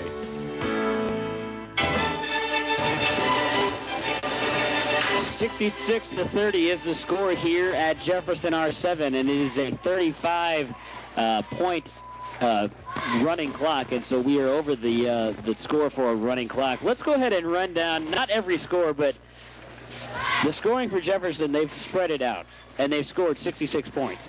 Austin Graves, 3 running touchdowns. Fox Eagle, 2 running touchdowns. This is unofficial, but this is what I have. Dawson with 4 rushing touchdowns. Burshaw with 3 rushing touchdowns. It's been all the touchdowns have been on the ground. They did get a 2-point conversion through the air, but it has been an absolute show for the Jefferson R-7 Blue Jays tonight. 66-30 is the score here, and you think, wow, that's huge, but this is actually the norm. This is a normal Jefferson R-7 game. As I mentioned a few moments ago, their first week they beat John F. Kennedy 52-32. Their second week they beat Cleveland ROTC 64-34. So we're right on pace here for a Jefferson R-7 game.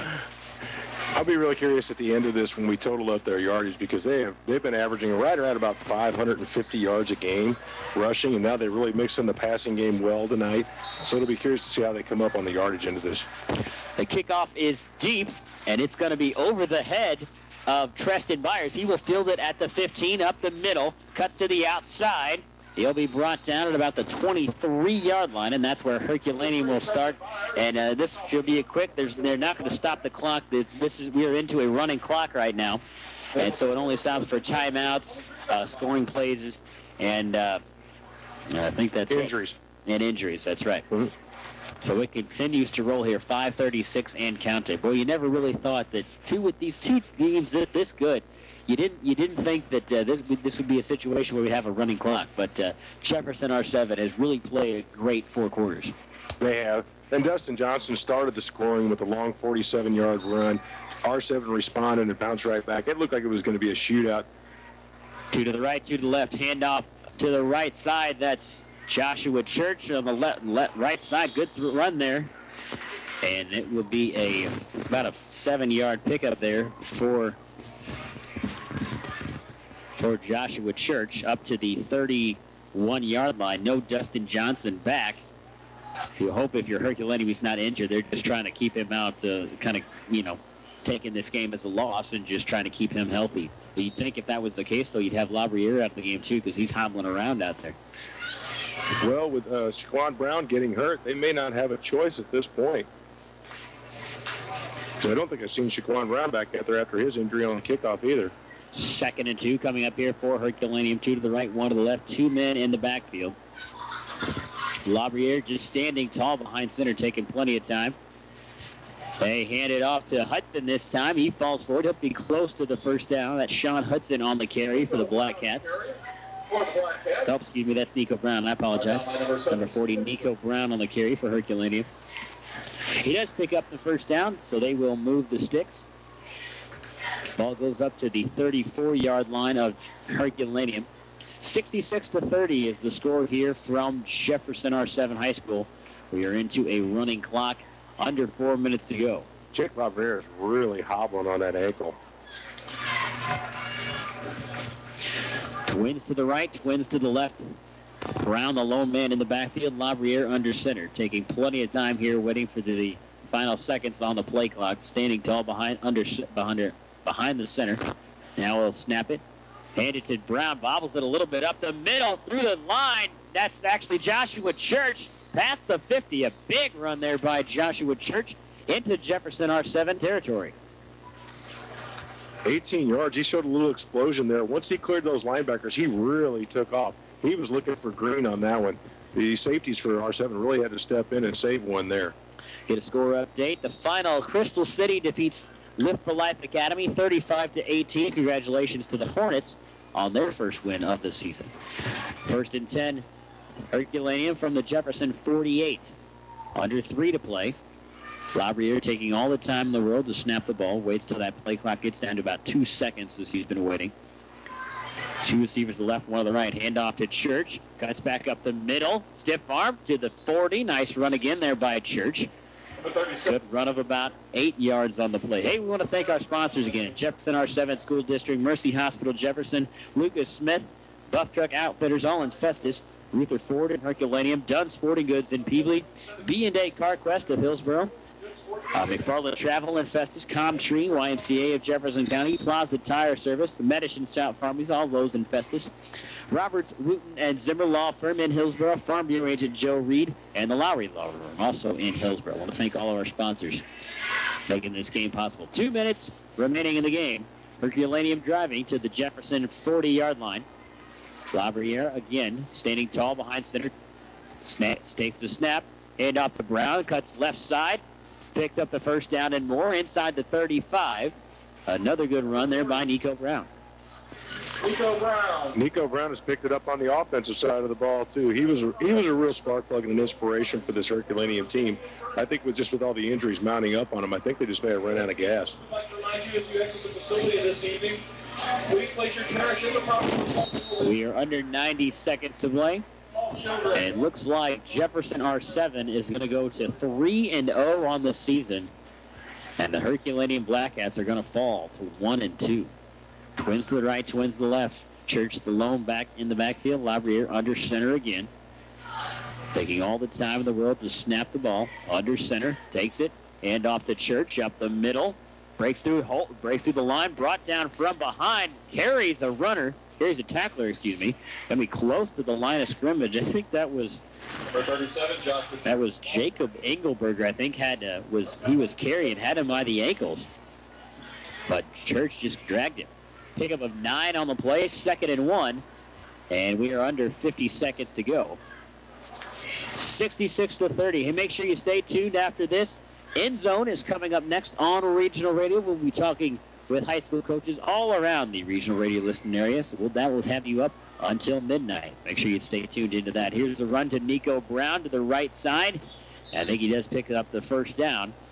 And I think that will be the final play of the game.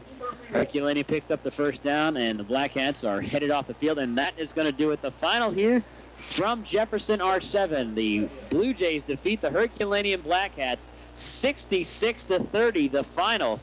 And what a game. You certainly didn't think that this was going to be the final here. A 36-point lead. These two teams, we thought both very evenly matched, two very run-heavy teams, very good teams. But I tell you what, Herculaneum, they just couldn't quite keep up, just didn't get the ball enough. Yeah, their defense was on the field for a long time. Jefferson did a great job of holding on to the ball. And what was really surprising about this game, and you and I didn't expect it at all, was the amount of passing that we saw. There weren't a lot of completions, but they were effective with what they did, and there were some big plays. Herculaneum really started out the game strong. R-7 responded. Second quarter, it looked like Herculaneum was going to come back and make a game of it. But the injuries just started piling up on Herculaneum, and I think it was more than they